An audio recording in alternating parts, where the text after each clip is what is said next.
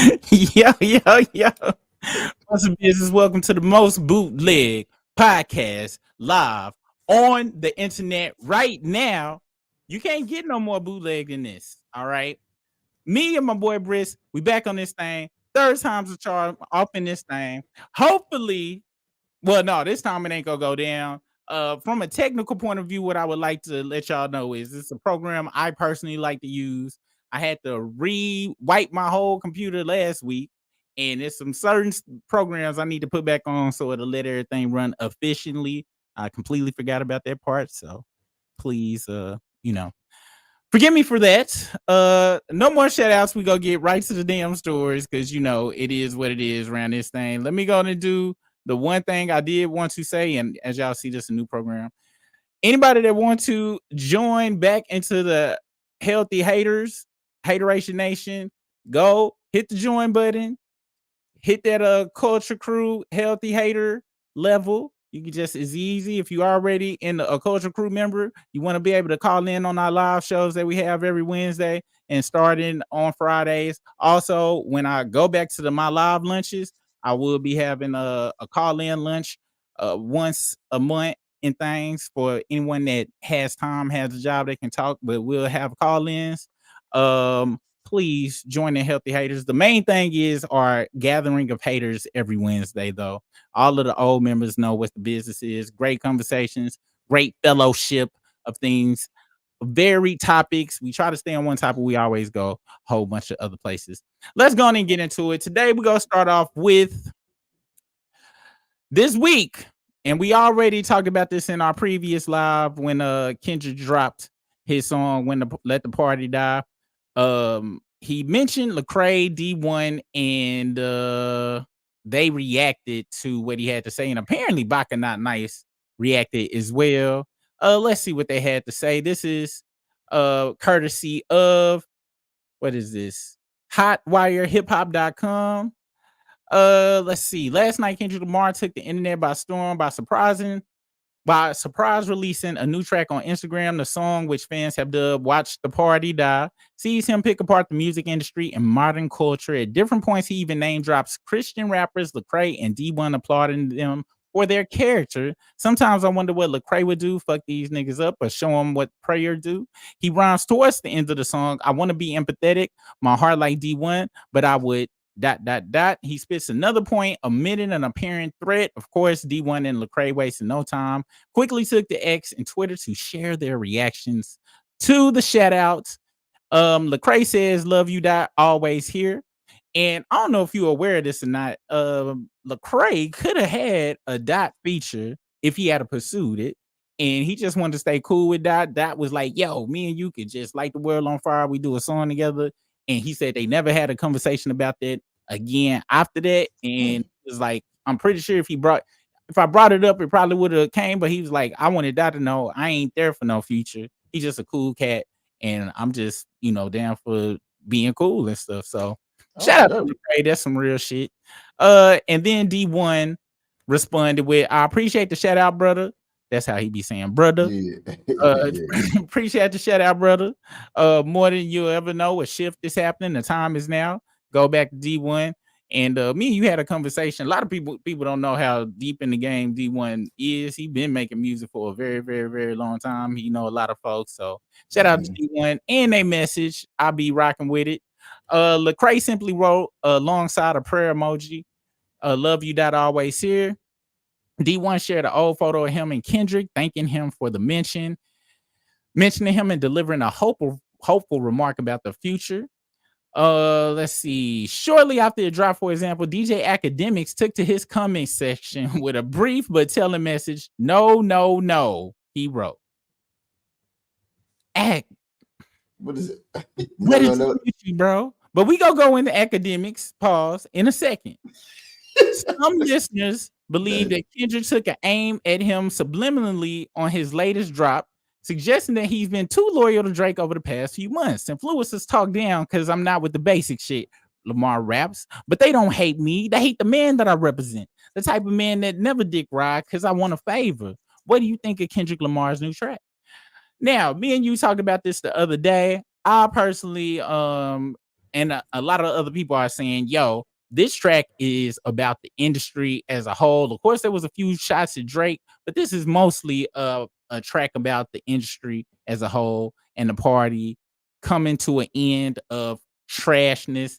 Uh, and believe it or not, a lot of people feel, especially those of a certain uh, value of hip hop, feel that the Drake era hip hop has been the most detrimental. You remember when Wu-Tang Forever came out and RZA was like, man, yeah, these niggas come with this rapping bullshit on the intro and stuff, and he was kind of alluding people, like he alluding to Puff Daddy and all them, and as if they were at the time, kind of watering down hip hop, which I understood it, but it was different to me back then. They had the locks. They had spitters and stuff dancing over, spitting over these dance tracks they was doing. It wasn't the same as the Fraudry tactic.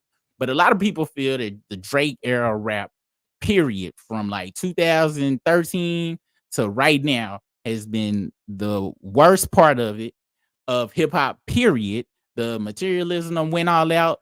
And at least back in the Puffy days, it wasn't like it was lame dudes that just was paying their way in and was blowing up again famous.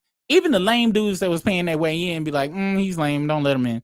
But now Drake was the first lame that was able to pay his way into it. What are your feelings about that, Brisk? Definitely, the substance has changed to where hip hop used to be.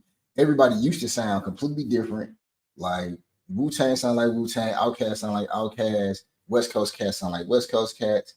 Everybody just sound different. Even if people were from the same city, they still sound, it was something different about them themselves. Drake, he has come up jacking everybody else sound. And there's a lot of people that do sound the same now. So it do seem as if it's about to be a shift in hip hop where it's going, but everything go back in a circle anyway. Like that's just pretty much how things work in any lane that you in. It's going to eventually get back to what it used to be. And so it just appears that we about to go back to like bars matter, substance of the song matter, the character of the MC matter. Like, is you really living this life or not? Because for a while it went to like on some acting stuff. Like we got a bunch of Dizels out here, not disrespecting Dizel by any means, but just saying people are acting instead of being rappers. Yes. And speaking of that, talking about living the life, remember when Drake did that interview with Elliot Wilson? He was like, I've been living this rap life, for real. And I think he was alluding to getting porn girls pregnant and smashing people that was close to him, girls behind their back. And I never felt that was the real rap life. That was just regular, what's the word? Hoe ass shit. And I'm glad that hopefully we can not pop what's the word I'm looking for, propagate that, if that's the word, or promote that throughout, because we got the youth, and me and you were just talking about our kids. Our sons ain't even listening to nothing close to Drake. They listen to some folks that's coming with some real authentic. My son listening to Benny the Butcher and all sorts of stuff. He more hip hop than me. Matter of fact, I was damn near ashamed to tell him I ain't even handed him my OJ the Juice Man collection yet, because I'm in fear how he's going to look at me in my eyes as a hip hop father.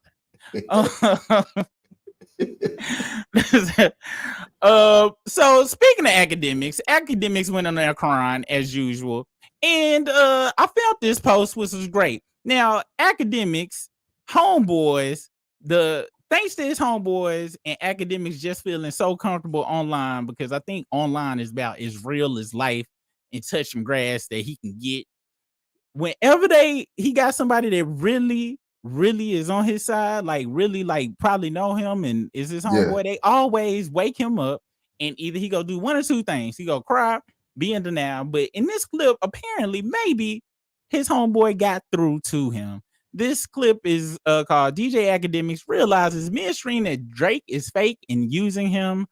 Let's see how it goes. Shout out to his homeboy. This is courtesy of Elgin Barrett, Eugene Smith III on X. All right. Here we go. You deemed that nigga for tickets to a concert. He 21 Savage had to get you them. Act this shit like that. He didn't see it. He didn't see it. Now, Ack, you see everything else you sent him. Now all of a sudden he didn't see it. Ack, he's treating you like He treating you like how when a thot's in a DM. Stop. Yo, I ain't trying to link her tonight. Keeping the book. That don't make him a fuck nigga, bro. Like that. That does, because when he needs you, he'll send you DMs, he'll play old buddy with you, but he really don't fuck with you. That's why niggas are treating Drake like this, because he's a fuck nigga. How you showing him mad love, he don't show you no love? You think Drake shows you love? Drake showed me a lot of love. How? What's he do to show you love? I got exclusive info. That's not love. You're how his voice went. Info. You say it to the world, you gas it up 10 times more. He's using you as a free a billboard, free promo. Showing you love is act. I'm in the city. Here's 10 tickets to my show. Backstage, pull up. Act. Pull up to the side. I got the overview. He sent Ice Spice a jet before he sent you one. Act, you're the biggest media platform, Act. What that got to do with Drake?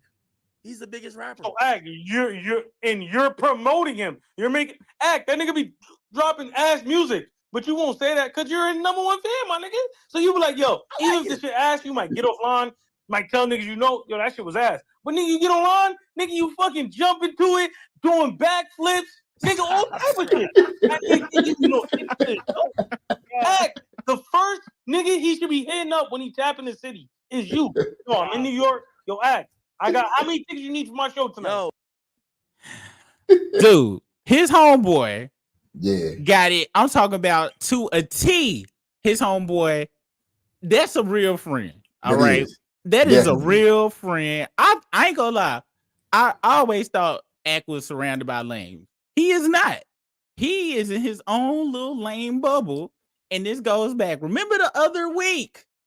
I literally said Drake treats Act like the broad, like Act probably used to get treated in high school. The cute girl used to come over to him and be like, "Hey, can you give me lunch today?" Nice to him for 10 seconds. Doesn't ignore the dude. Don't even know his name. Oh, here you go. Break off. And then she disappeared. He don't see her until 8 months later. And she asked for "Oh, excuse me. I know I've never talked to you before, but can I borrow some lunch?" Like she ain't never seen him before. Yeah. And that's how Drake do him. His homeboys see it. The internet see it. Everybody see it. But he don't see it because I believe he gets his cool from Drake. He feels that's where he gets his online cool. I know Drake. He look up to Drake so much he letting Drake bitch him out. It is the saddest thing ever. And I'm not sure about DJ X if he know his pops or his pops know who he is or if he was there from the get-go or not. But I'm pretty sure that if he wasn't there from the get-go, you know how Shaq daddy found out, Shaq turned into Shaq and tried to reach out and shit. Mm-hmm. I bet you Akademiks daddy was like, "God damn, really? That can't be my son. Hell no. Why don't you ask him for some money? You need that kidney." No, I don't want a kidney from a lame like that. I'd much rather die. I know I did the right thing by leaving his mom. I know I did the right thing.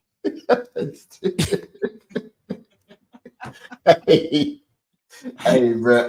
On the real though, I'm glad I got somebody like that in his corner, man, that can tell him for real. Cause dude, I really care, like, bro out here just hoeing you, just using you like just using like a chick, like it's something like that, and you just letting them, like how he used the ladies, that's how he using you right now, and you allowing it. And to be honest, I think the ladies be getting over on Fraudry all the time. He try to make it look like it's some pimping, but just like that chick who played him, the porn chick or the only models chick that was he had slid into her inbox and was trying to holler, and she was like, "Yo, I ain't smashing if we kicking," and he went all off and wrote a soliloquy of feelings and shit. Man, dude, and his face, like it hit him. He know what's up. And I'm pretty sure, and somebody in the chat, we go in the chats, we go on the break after we bring up this next subject and catch up on the chat. But his face, he know it, but he just don't want to lose that cool. Like he just don't want to lose that his perception of cool. It's like he in high school and Drake the prom king in his mind. Akademiks is stuck in 2014 and how he look at Drake. But then his homeboy say, Drake will drop some bullshit and then he'll literally say, "Oh, this is some bullshit," but then get online and do backflips and shit. He did, bro. Like that's why like, this is a real cat, because he went on act pretty hard, bro. Yeah, and I believe, I'm not sure, but I believe them the same dudes that who he was talking to on the live when he got teary-eyed. Unfortunately, when I wiped my computer, my crying act folder got erased. I'm gonna have to look for that footage once again, but I believe them the two dudes because I remember that voice sounded familiar because it's like, man, I wasn't trying to take it there, dude, but and then he just broke down crying. So, you know, it is what it is, all right. So next up, I got to shout out to the real homie for Act. Dude, whoever you are, man, please listen to dude. I know everybody make fun of you, but we make fun of you because you got this huge platform, man, and you going out like a bitch all over the platform when you. It's not too well. I don't know. You might, depending on how that case go, it might be too late for you already. But just in case it ain't too late for you, bro. He does have a weird case. You still got time. You in your late 20s, bro. You got time to unlame yourself before you don't want to be fraudry. You don't want to be a 37-year-old lame. You don't want that, man. All the money in the world is not gonna make you cool, bro. I'm telling you, dude. Get some self-respect. Get on live one day. Be like, you know what? Fraudry been dropping some bullshit. And yes, I have been peep-hopping on a headstand for this dude. Why? Because I like the clout. Just be real. Everybody respects you on top of that, dude. And then be like, you know what, Sauce? You ain't clapping shit around this bitch. You go back and regain some respect, bro. It's not too late. Yeah, and just so y'all know, we know that Ack is in his 20s. Super was saying for future reference, he got time to fix himself. He got before time. He gets to his 30s and be out here acting like that. I'll be honest. If you slide in the 30, because y'all the Aristotle people, the people that be doing the charts, let me know. But I think 30 or 33 is like the return of Saturn or something. And if you still laming it up by that time, when the Saturn made the full cycle around the North Pole or whatever the hell be going on, I think you locked into the lameness for life. I think you get locked in, bro. Damn. So listen to your homeboys, dude. I hope you got time, bro. You got time. You go get some Ozempic and listen to your homeboys. Your whole life will change, bro. Damn. I'm just playing about the Ozempic. Don't touch that shit, man. Go outside and walk, nigga. All right. Next story. I'm for real though. He might have a chance. Britt sent me this, all right. And we got another story about the other Haley sister involving Tyla. So apparently Chloe Bailey went onto the Breakfast Club with DJ Envy and basically put him on total Front Street. Let's hear it from the young ladies. Appreciated, you know. Do you really feel like nice girls finish last? So I do feel that way. We gonna come back to the comments, but I heard he's 33. He locked in. It's too late, Briss. He can't come back. That's why he was in such denial. Damn. Shit. We gonna get back to that, man. I ain't gonna lie. We need to have a damn, what is it called when somebody die?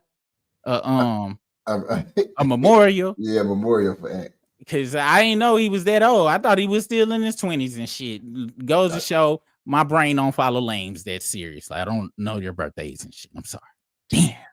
Damn. And in your case, your wife did.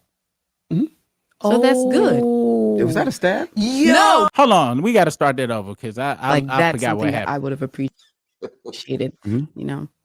Do you really feel like nice girls finish last?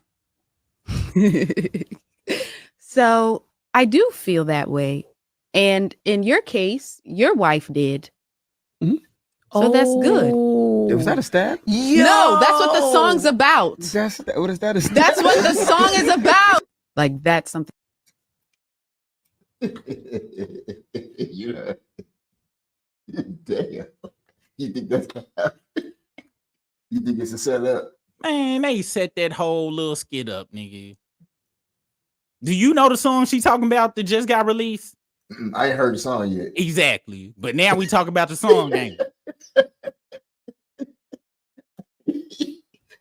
It's a good She thing. just now she the queen of clapping, putting people on Front Street after all the other shit.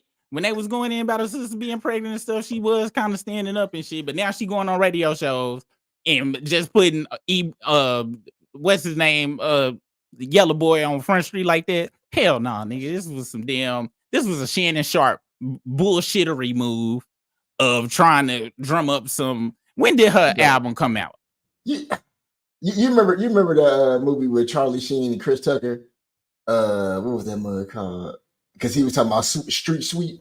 It was like the special week of all the big news going on. That's what's going on right now in the celebrity world. Yes. Everybody just trying to get some clout right now. Let's see when her album was released. All right, Pieces. Wait. She gotta have. It said her second album was released 2024. I thought I just saw Trouble in Paradise. Let's see when this shit was released. What day? It's got a 4.6. People liking the music, but I don't think nobody know the shit is out. Let's go to Wikipedia. Because now look at us. We talking about it, right? If she hadn't have did that clap back, we wouldn't even be here. So August 9th. August 9th. And I ain't heard nothing about it. Not a damn thing. If if she released a sex tape, I'm pretty sure she might. Everybody be talking about her. No. For how long? Sexy Red had a hoe was getting piped down. We talked about that for 2 days. And she was popping. Don't nobody care. The Kardashians ruined the sex tape angle for everybody now. Now it don't even matter no more. Sex tapes drop every week. Shannon Sharpe just did a bootleg sex tape. He was trending. For how long? Is he still trending right now? Is we gonna talk about this tomorrow? No. Probably not. Definitely probably not. It's over, bro. It's over for that. It's a wrap. And I'm sorry, dude. We gonna get more into this part of the discussion, but like you said, I'm tired of the celebrity sweeps BS where they'll do some all just to get us talking and stuff. Everybody's taking the Kanye model now, the Kardashian model of ta-da, we did something crazy. Look at me. It's out of my character. I don't usually do this. And then we be on it for a little bit, then we go to the next thing. And that's why, Kendrick, I want the party to die. Burn the whole shit down, man. Burn it down. Please burn it down. Now, her sister is in a little, not a kerfuffle, but this happened the other night at the VMAs. Check this out. This is Tyla trying to be a pretty girl. And then we go to the comments before we break into our next, wait, hold on. Yeah, no, we got one more story, then we go break into the comments. I'm not strong enough. Use this. Tyla and Halle Bailey are squashing rumors of beef between them after a viral moment at the 2024 VMAs. It comes after Halle and Lil Nas X presented. Wait, is this nigga the Pink Ranger on stage? Tyla with the award for Best Afrobeat for her hit song Water during the September 11th ceremony. However, as Tyla struggled with the weight of her Moon Man, she looked for some help from her fellow musicians. Didn't we just see her holding? You guys know me and holding awards. I'm not strong enough. Use this. Are you able to offer me?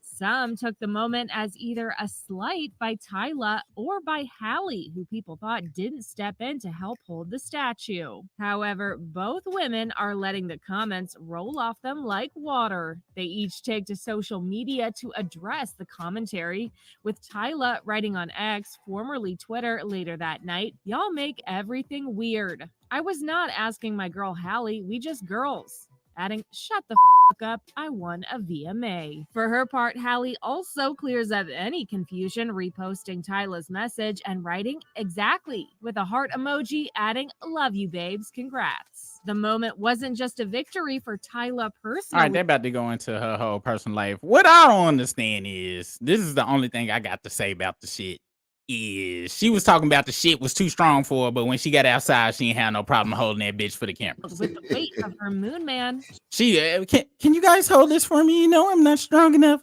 She done let what other song do she got besides Water? Somebody tell me in the chat. Somebody tell me, Briss, what other song do you know besides the damn Make Me Water song?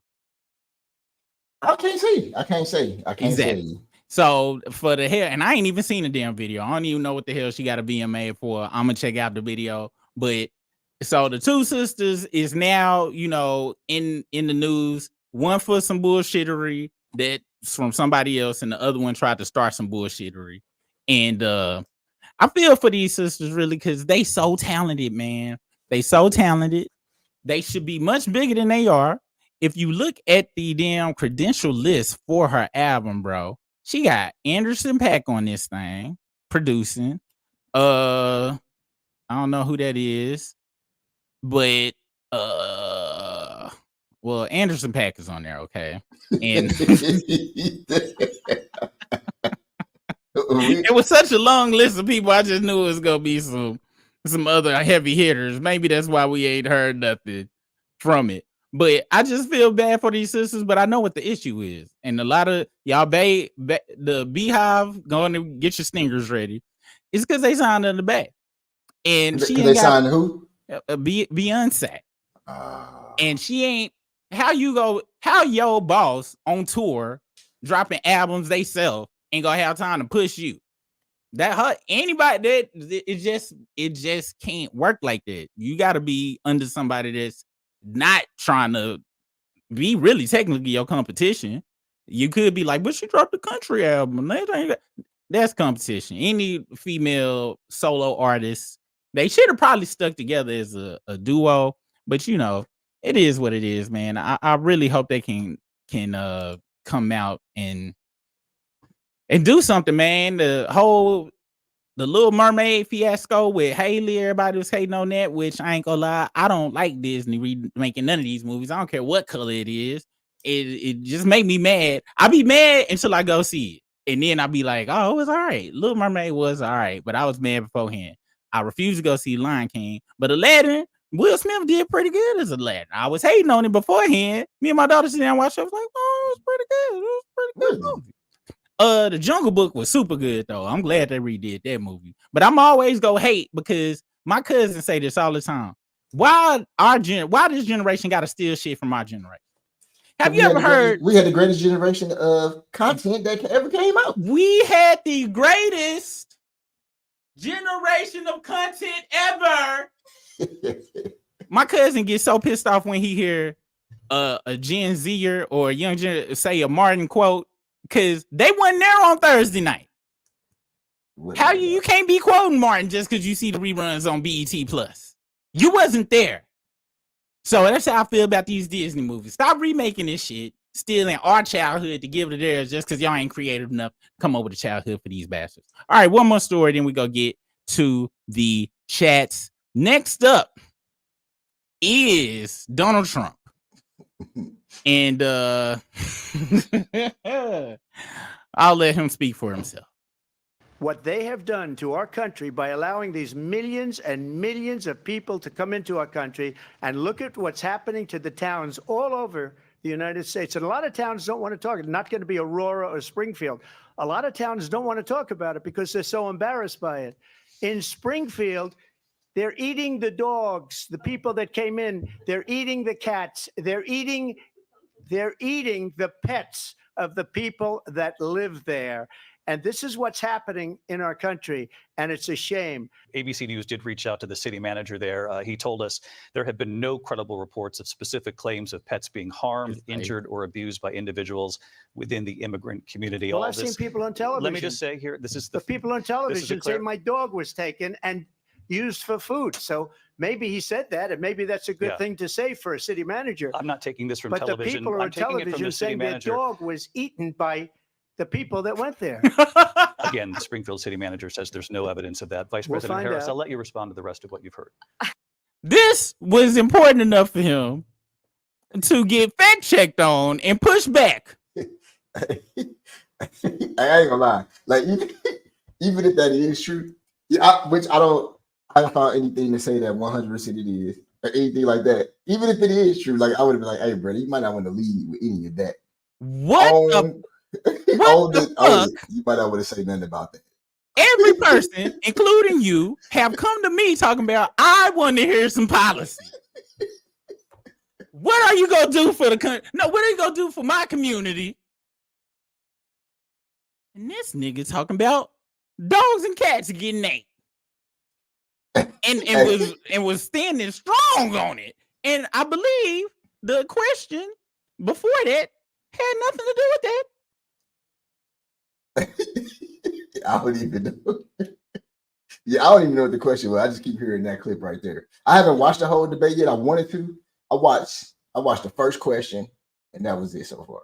Bro, they bring up something important, and he sideways to some bullshit like this on every fucking damn near topic. This was just the most dumbest sideways turn where I was like, what's that? And I didn't watch it. I told you my wife watched it, and she ain't even into politics like that. She was like, dude's pretty dumb. And I was like, I told you, he funny, but that only goes so far. It only goes so far. I was talking to Briss earlier about I've been to third world countries where the dogs and cats. I've seen a pug on the rotisserie before, slow roasting. The people I stayed with, I asked them. We was downtown of the city. I was like, "Yo, y'all eat that?" And they looked at me like they wanted to whoop my ass. I'm like, hold up, this y'all city, y'all the ones with the rotisserie. How you go?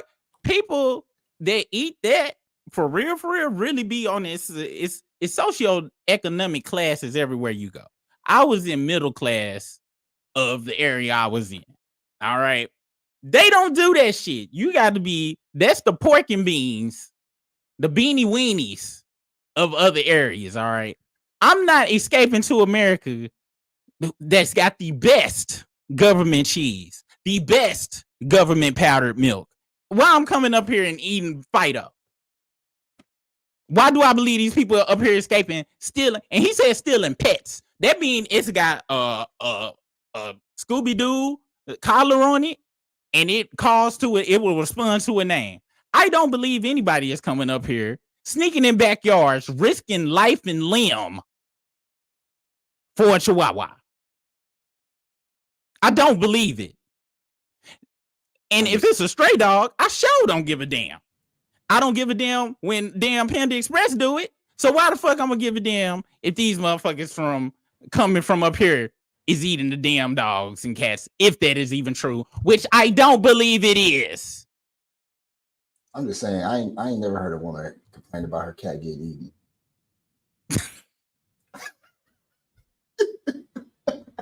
I ain't never heard any complaints about that. So I'm just saying like that. That's all I'm saying.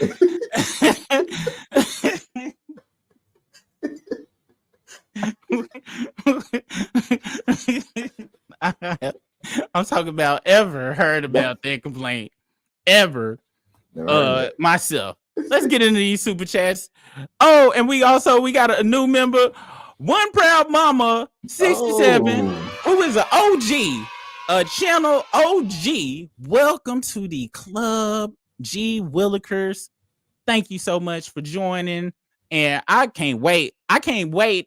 Hopefully, I'm hoping you became a healthy hater, because I be seeing her in the comments and other people's stuff, and I just can't wait to hear her opinion on the topics that we talk about that are not YouTubeable for us. So we go back, way back into time, to the back of the comments before we get into our next two stories, which will be covering Lil Wayne's response to the Super Bowl thing, which I ain't go front. I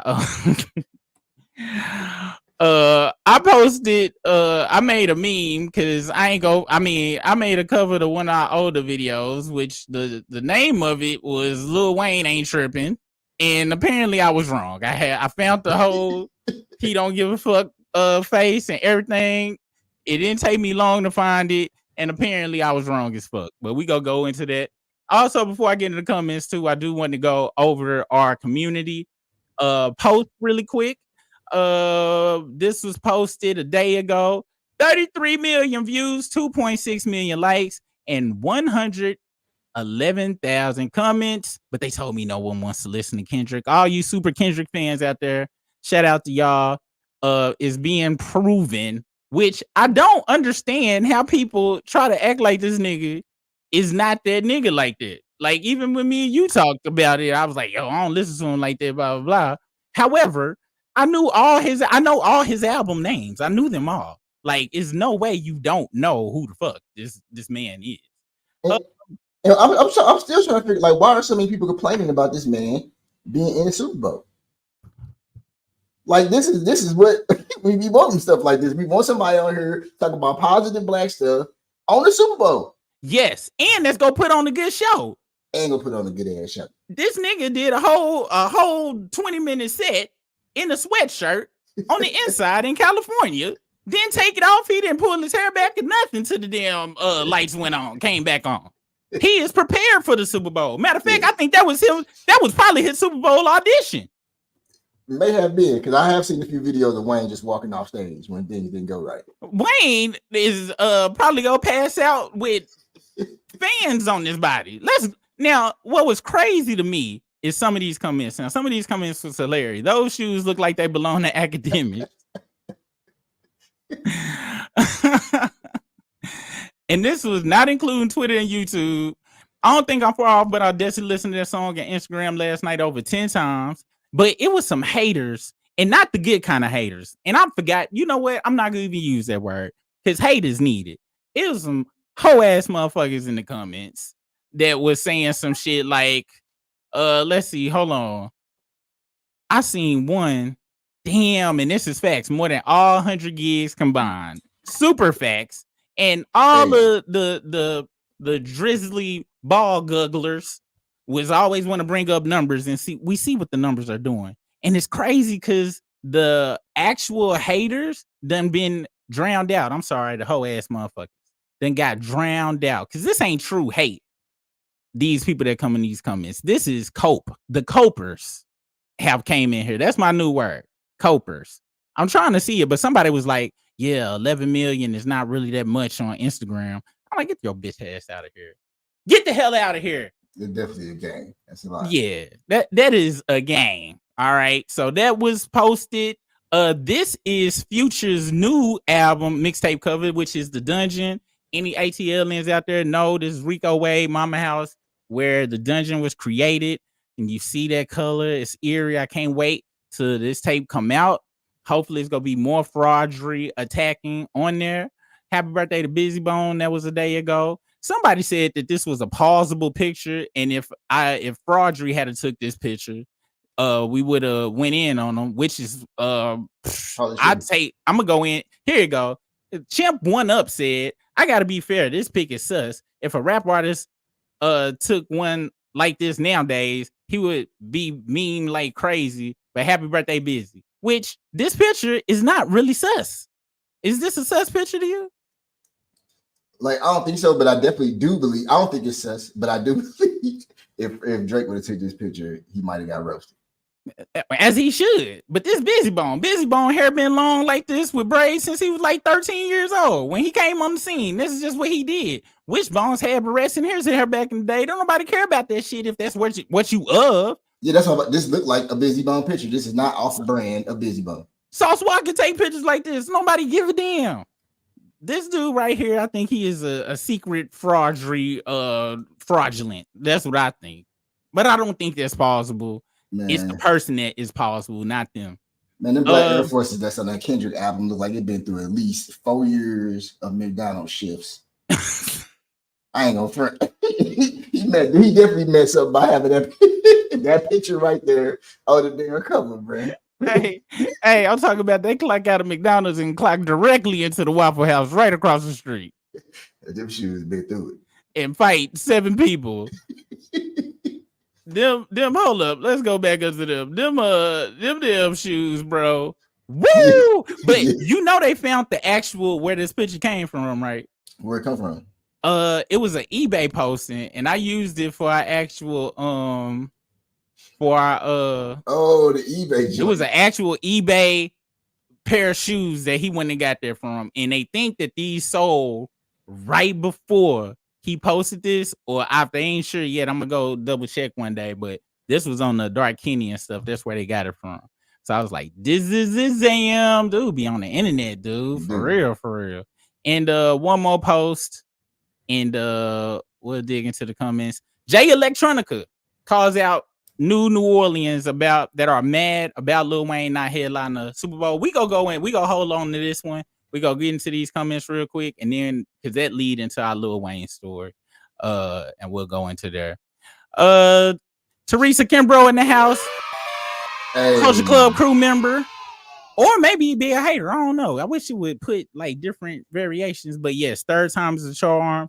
We on the damn StreamYard this time. It'd be like this sometimes. Hold on. Ariel Smoke came in. Ariel Smoke always got some good stuff to post up in here, man. Let me see. Is it a way? I can't copy that though. Let me see if I can copy it. I could have swore it was like a way to copy that. But I don't know how to do it and stuff. But we gonna see if that's way up top. Yeah, it's like the third one from the top. And let me see. Yeah, I don't know how to oh, you know what? I think I gotta copy it from within the actual chat box thing. Oh, okay. Let me do it from YouTube then. Let me get over here and oh yeah, let me click on it from YouTube. Let me see. Oh, okay, bet. Yeah. And put that in a private chat. I think I can click on it in a private chat. All right, I'm putting it in. J Money 15, we back already. Yeah, man. Elliot, dude. He not only that, I put it in there.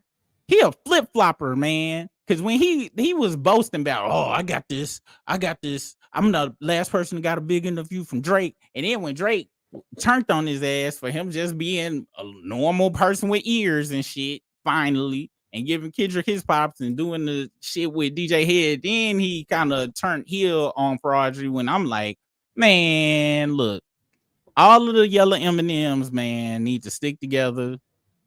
Hold on. He said yellow M&Ms. Let's see. Hold on real quick. So this says, and I'm sorry, y'all, don't post me in the comments, but Ariel Smoke just be coming with stuff and you never know what he's going to come with.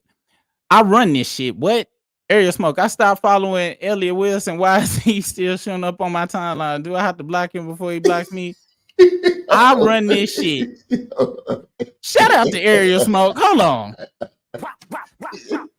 Shout out to Ariel Smoke for giving the smoke out there to this dude. And on some real shit, I wish I would give somebody this type of response on the, and this is why we ain't on Twitter, Ariel. This is why is not on Twitter. But shout out, you got 15.4 views. Let's see what some Wayne would say. LOL, the GOAT. Young nigga, I feel like you going through a 2016 Drake arc right now. And I'm not sure what the people is laughing at. Is they laughing at it can't be laughing talking about he the GOAT. The GOAT of what? The GOAT of what? Because the only thing I know about goats is goats eat anything. They gobble and gargle any damn thing. Why the fuck would I wouldn't be a Billy Goat's gruff? He trying to say he the greatest of all time or something. Greatest of all time or what? Drake guzzling? He was just guzzling a couple of years ago. You can't flip. I'm sorry. These newfound Drake haters, especially the ones that he acted like Drake towards, that now want to be like, oh, I didn't even know he was a whole ass nigga like that. Hey, that man said he the GOAT, bro. That man told Ariel Smoke he the GOAT. Yeah. No, shout out to Ariel Smoke, man. Keep putting the wops out on them, man. Keep putting the wops out. Yo, Bina, what's the business? It is Friday the 13th, man. It shows. That's why the equipment was messing up. Well, I ain't gonna lie, dude. Friday 13th supposed to be my lucky day, dude. This the Tupac died on 9/13. Friday. Sure did. I forgot all about that. Let's see who else off in this thing. Hope y'all made this a Tupac day. If I ain't gonna lie, if Briss hadn't said nothing, I wouldn't. He said you did. But y'all got to give me some grace. I forgot to take my son to work today, so I'll be just forgetting stuff. I'm sorry, it'd be a lot of stuff on my plate, but rest in peace, Pac, man. I wish he was down here to go off on. Fraudry wouldn't even be here if Pac was here. That's what's so crazy about it. As soon as I saw those beat up black Air Forces, I knew the song was gonna be violent. For real. Let's see. D1 fumbled like a Cowboys player. How so, man? Let me know what's the dirt on that. Let's see. Is Lil Wayne still crying? dude, he going out very sadly, man. Do you know why my member badge? Dude, Tiff, I think a lot of people done told me because Tiptoe told me that they be unsubscribing people. So I don't know how it really work with the membership stuff. If y'all gotta like when y'all sign up, is it somewhere y'all gotta click to say recurrent or like it kick you off after a month or something? But I ain't sure, man. I don't know. I'm gonna do some research into it, but that ain't us, man. That's the YouTube acting L Dubay. Dubious is the Dubay. Is Lil Wayne ever sober enough to be in his fit to have feelings? For real though, dude. But I think he always fucked up because he running from his feelings. He running from something. When you fucked up 24 hours a day, you are running far as you can away from some shit that is impossible to run from because it's on the inside. Just like Fraudry is double leaned up in front of his son because he's trying to run away from the lane that is right here in the center of his heart. I think there was some terrible things done to Lil Wayne when he was younger. Atrocious. And we can't forget this nigga even shot himself on accident when he was 9. So ain't no telling. I did hear Wayne in songs before rapping about being shot. As if he didn't do it. Yeah. I have heard him say something about being shot in the song before and bragging about it. I'm like, bro, you shot yourself though, bro. Yeah, that don't count. That don't count, man. It does not count. Tip, my G-son, Pac shares 616 B-Day. And when I tell him he takes this day so serious, like he reincarnated since he was 7. hey, shout out to it ain't 616. I was gonna say happy birthday, but my bad. But happy birthday for next year. Pre-happy birthday. Target stores need Aubrey because lames need music to shop for old razors and overpriced oat milk. I'm gonna be honest, bro.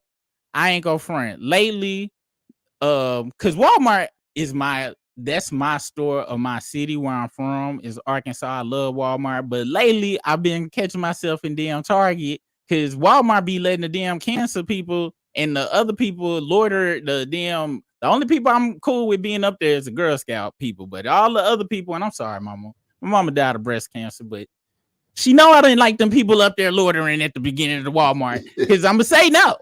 I'm saying no. All right. Shout out to my mama Jackie Miller, R.I.P. Love you, mama. She know the butthole she raised. So if I pull up in Walmart and I see the loiterers up there with the buckets out, I would literally go right across the street to Target. And they've been out lately.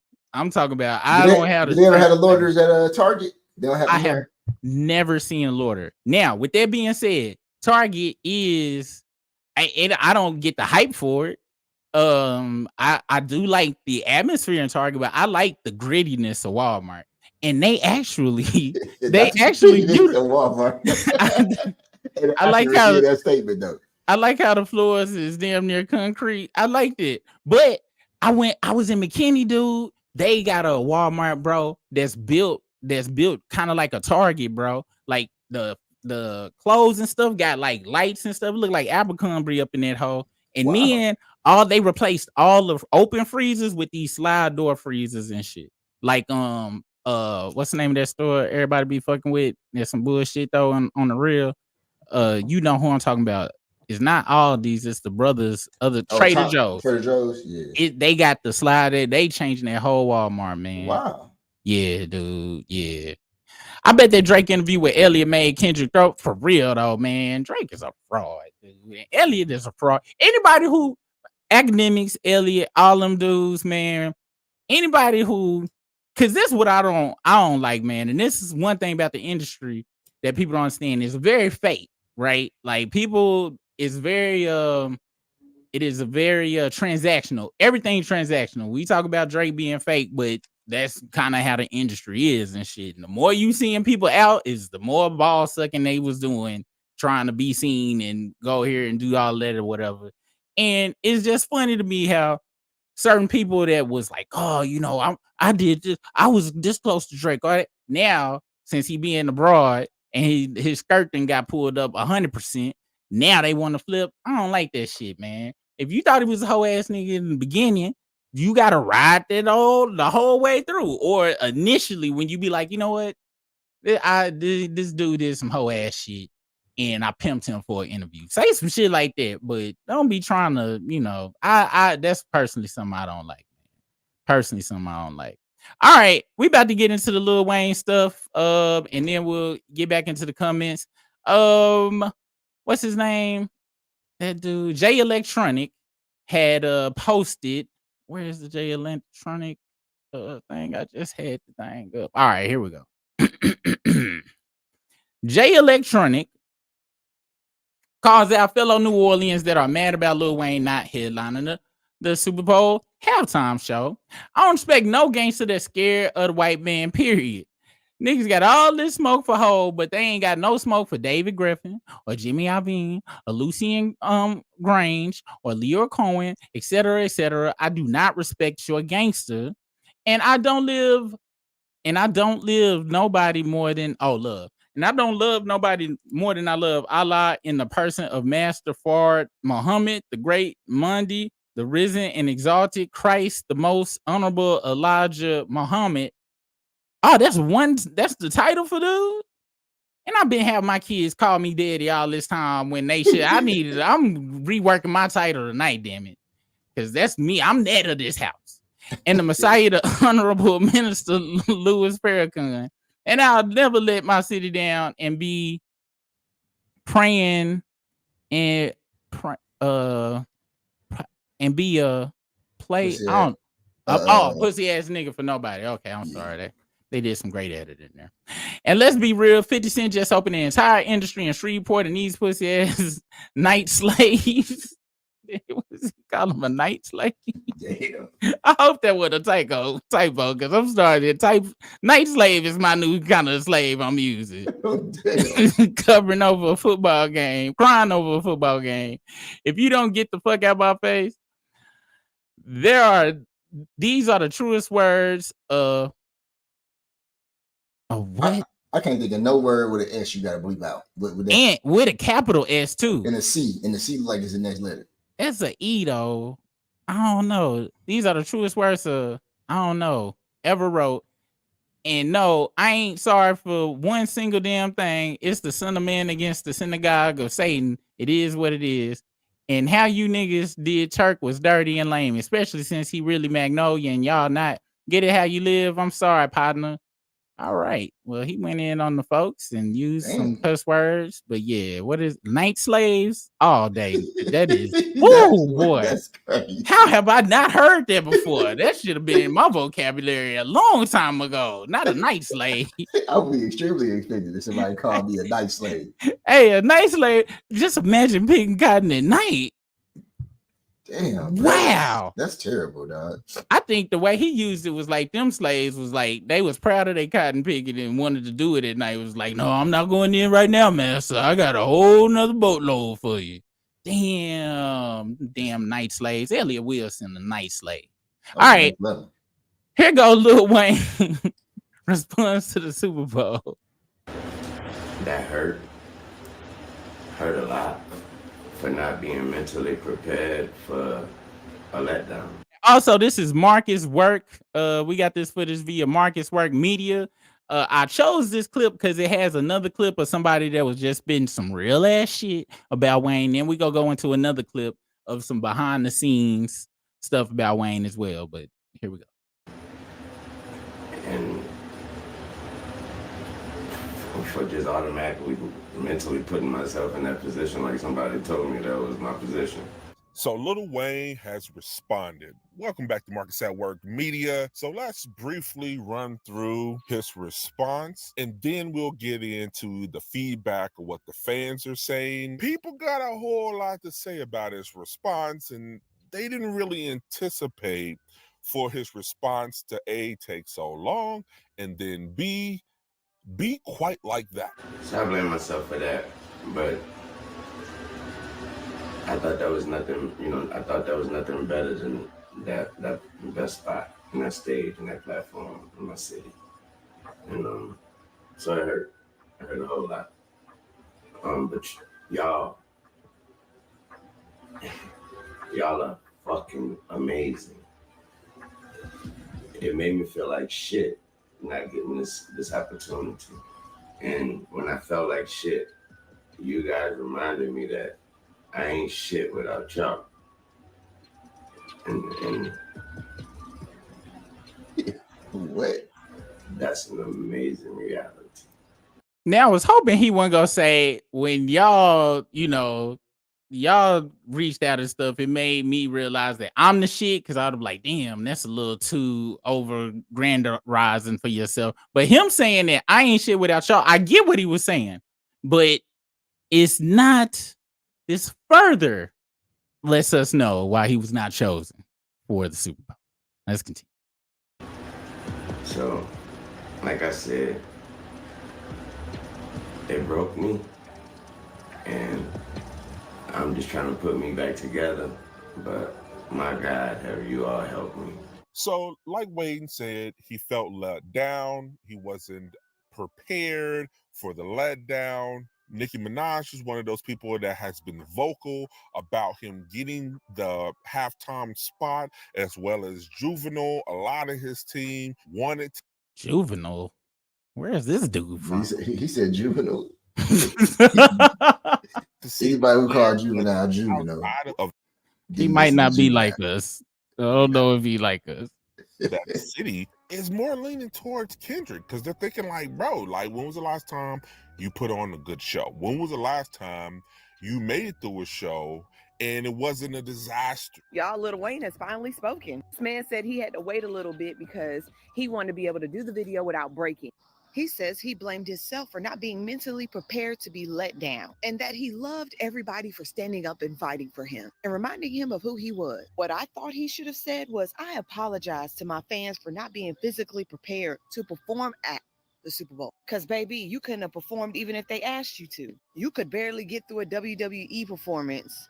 How you gonna do a Super Bowl? I mean, the hurt and the disappointment that he feels is the same hurt and disappointment we felt when he said racism doesn't exist because he had white fans, or that he didn't understand what Hey, the he Black sure Lives did say Matter that movement shit. went. He didn't get it, or the fact that he took that pardon from Trump and then endorsed him. It hurts, doesn't it? It hurts to be disappointed by your people. I'm not gonna take any credit from him being a great artist and a great rapper, but he's not a great performer anymore. And I don't care what nobody say.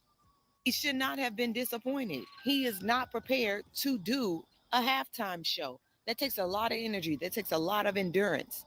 There are no breaks. He would have had a hell of a lot of guests on there to fill the void of him not being able to follow all the way through. I'm sorry his feelings are hurt, bruh, but it is what it is. Which is the main reason Nicki them mad, because they knew they was gonna be there. It was like, no, Wayne, he only has enough energy for like half a song, maybe just a verse. I'll do Pink Friday, and she was gonna try to take over the whole damn show. I'm telling you, that's why the fuck she was mad. Bruh, whoever this woman is right here, she ain't need no condiments. She ain't need no utensils. She ain't need no paper plates. She ate everything, like all that.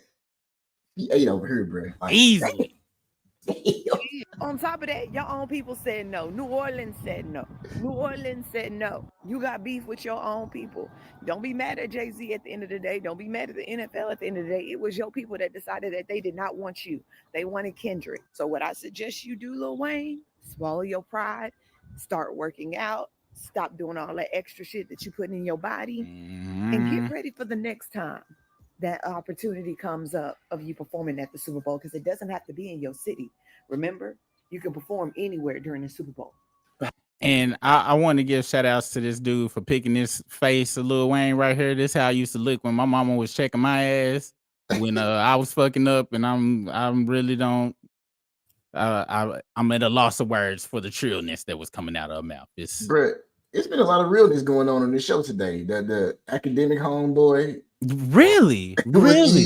Now she went in.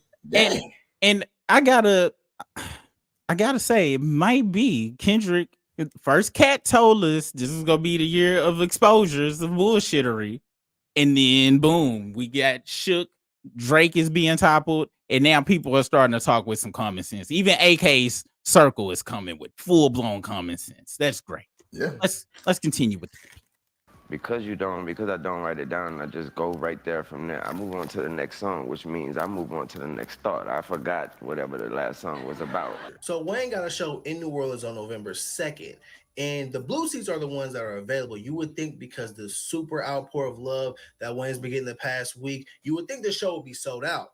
But no, it's because people would love to. People gonna say something on social media, but they know when it comes to spending their actual dollars, they're not going. And some people may say, hey, that show's November 2nd. They have time. This show is September 20th in California.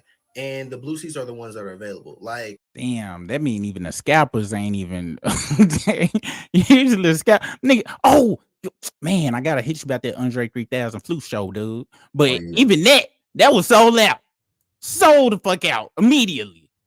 And I'm talking about ain't nothing but the cheap sheets, the nosebleed sold. People are not spending their money to go see Lil Wayne, and you don't think the Super Bowl committee, the people who choose the headliner for Super Bowl, you don't think they see this? And I'm sure they wanted Wayne to be the headliner, but the NFL is a stats-driven league. Is what have you done for me lately?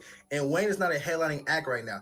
I really do hate that Lil Wayne allowed Nicki Minaj to gaslight him to feeling things about this opportunity that he missed, quote unquote, about the Super Bowl. Like, when have you ever heard Wayne like aspiring to be a Super Bowl performer? I just feel like Lil Well, I think Wayne he did is one say of it a those long artists time that is ago. amazing musically, but when have you ever like seen a performance from Lil Wayne that was just jaw-dropping? And everyone talking about this is asking the same question: what is Nicki Minaj's real issue here? It's cocaine. Is it because that maybe if he would have got picked, that he would have bought you out as well? Allegedly. So everybody is going to be on different. All right. And so this is just us as, you know, from the outside looking in. So I found this other video, and this person had some how do you say intel from on the inside that is just maybe some industry talk.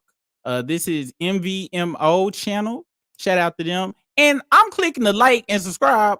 I didn't like it, but I'm subscribed to both of these channels. I don't know why the hell. And see, Tiff, you see what be happening? They be unsubscribing folks even when you subscribe. That's how I see in the videos. Because anyway, let's listen to the video. Because if you clicked on this, I'm going to assume you've already heard tons and tons of commentators talking about the factors that go into the selection, blah, blah, blah. But now let's get to what you came for. It's his reputation, I was saying. You say, what reputation? Lil Wayne, over the last few years, has made a name for himself behind the scenes. He maybe not Lil Wayne, with people in management, etc., for his inability to control his emotions to the point where over the last few years in the industry, I mean, some of those people don't even want to deal with him because he's not dependable to even show up to perform. Or, like has happened several times, when he gets there, if he gets upset about one little thing, which is quite normal to go wrong, he gets angry, he walks out and doesn't perform. Oh, you didn't know? Well, let me finish filling you in. There are so many incidents, y'all, that I can name that have happened over the last few years, but I'm only going to name a few of them in the interest of time, okay? So like, for instance, so some time ago, he was scheduled to perform as a special guest at a 50 Cent show. But what happened? He stormed out after somebody reportedly accidentally shoved him. The incident was looked into and it was an accident. But did he stay around to see all that? No, he left and he got angry and he didn't even perform. Left all the people, all the contracts. So then, you know, he had to pay out that situation. Okay, several times he's walked out of his own shows when the crowd hasn't been to his liking. Guys, you can't do that. Okay, another time he was in Inglewood at SoFi Stadium to be the last opening act for Beyonce's Renaissance tour in LA. DJ Khaled, 2 Chainz, some other people had performed too. Folks were looking forward to him because, again, he was the closing opening act. Well, when Wayne got on stage, he had a little microphone trouble. Y'all, it happens at these shows. But what did he do? Instead of giving the folks, meaning the mic people and whoever else, proper time to fix it and just, you know, play with the crowd, enjoy the crowd, hype up the crowd. Within the first few minutes, he got upset about it and he walked off the stage, did not perform. And you know what he said to the crowd as he was walking off? Thank you anyway. So listen, Wayne as I said, has built a reputation for not being trusted to perform. If the least little thing goes wrong that he doesn't like, uh, listen, don't be up here talking about, well, this is a Super Bowl. He wouldn't do it. Let me tell you something. Our emotions get into a habit. He's gotten himself into a habit of responding that way. And with a performance as big as this, with over 1 million people they're going to view, they can't take a chance that he just might, exercise some self-control this time. So you can't do that, y'all. You have to say, you know what? I'm looking at all the stuff. I put it all on the table. This person walks out. They get upset about a mic. I mean, listen, mic situations happen. They get upset. The crowd isn't to their liking. The people aren't hyped enough. That's listen, yes, the crowd should come and bring some level of energy, but they did pay their money to see you. You owe them something. It's called a performance. And when you get pissed off because they're not as hyped as you want them to be or whatever was in your little mind, then you know what? And you walk off. You know what? People see that, y'all. People in business see that. And they say, not him. This is too big. Too much money is riding on this. We cannot have someone who's so fickle like that. Now, listen, I'm not trying to be hard on Wayne. I don't know his life, so I don't know what may have happened in the last few years that has caused him to be so sensitive. Maybe someone passed away. Maybe he's in grief. Maybe this, maybe that. But let me tell you something. All of us, we got all kinds of stuff going on in our lives with the kids, etc. And guess what? We have to get up and take our butts to work every day. We go into there because I think the point has been made that behind the scenes, Lil Wayne has been acting very little. And Briss, what's your thoughts on this? With the opinions of the regular people and this person that's going with his past performances where he's been getting his Lauryn Hill on. But what are your thoughts? Folks been dropping all facts, bro. Like when you perform, I performed before. Like sometimes you're gonna have mic malfunctions. Part of being a professional is going through it.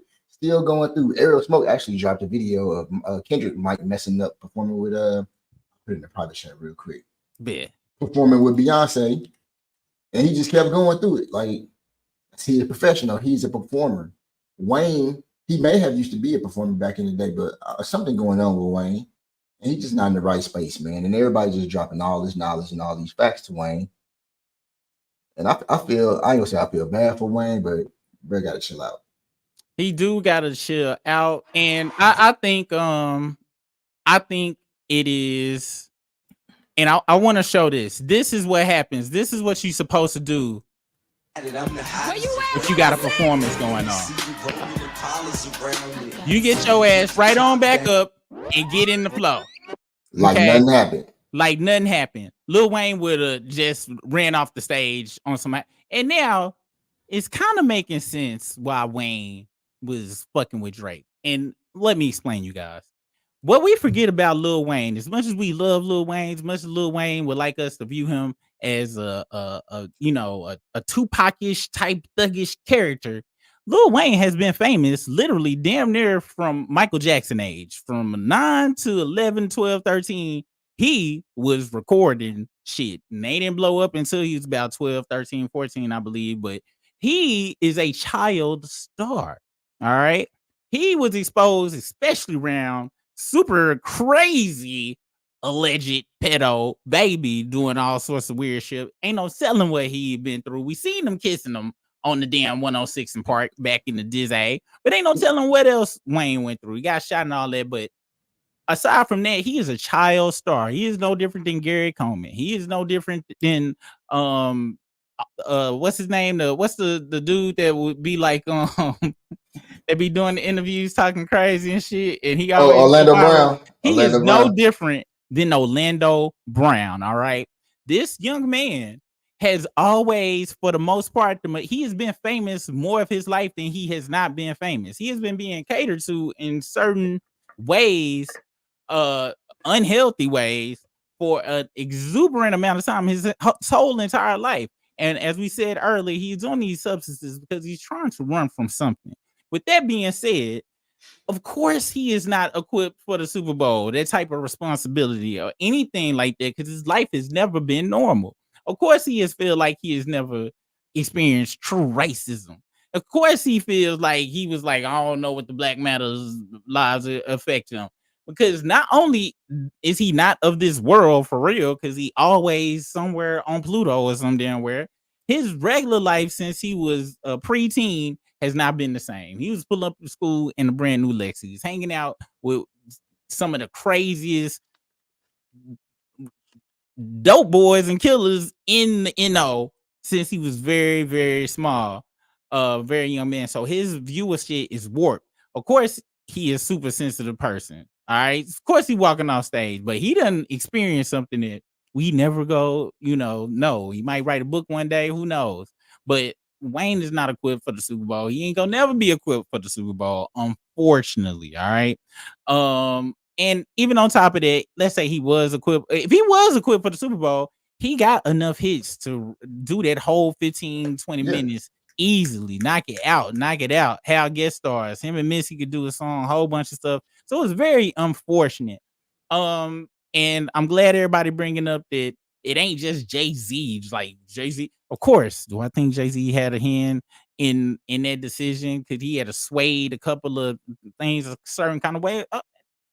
Absolutely, he could have, but it take a lot of people to say that's who gonna be at the Super Bowl, and they make that decision very far in advance. This wasn't just some recent shit where it was like, you know what, fuck Wayne, we ain't gonna put him in the Super. No, Kendrick was chosen a long time ago, and Kendrick has a track record of Super Bowl level performances.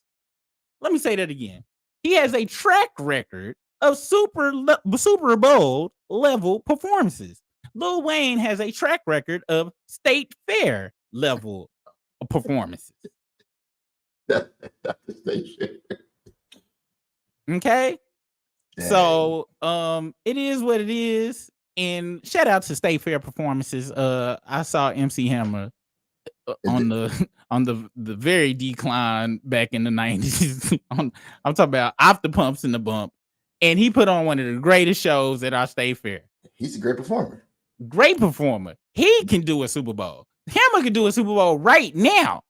He probably could. Yeah. Right now. And shut that shit, the whole shit down. I ain't gonna lie. If you asked me to go, if I want to go to a concert and I want to go see MC Hammer or Wayne, I might pick Wayne. I'm picking Hammer right now. I'm picking Hammer easily. What? Well, I want to hear Wayne up there slurring and then walking around with the mic out, letting the crowd sing half the damn lyrics because he don't know the shit. Fuck no. He can't even dance. I ain't paying money for nobody who can't dance either. You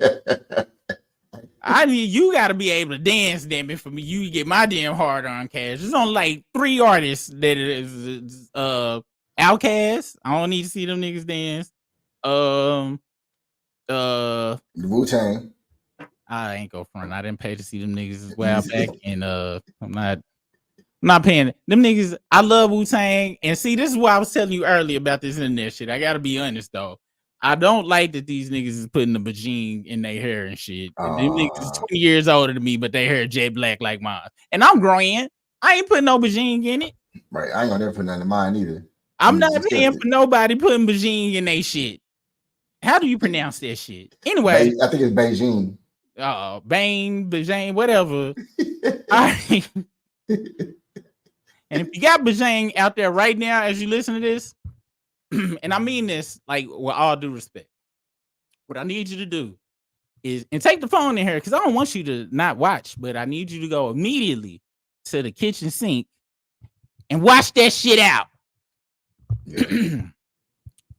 Now to our last story.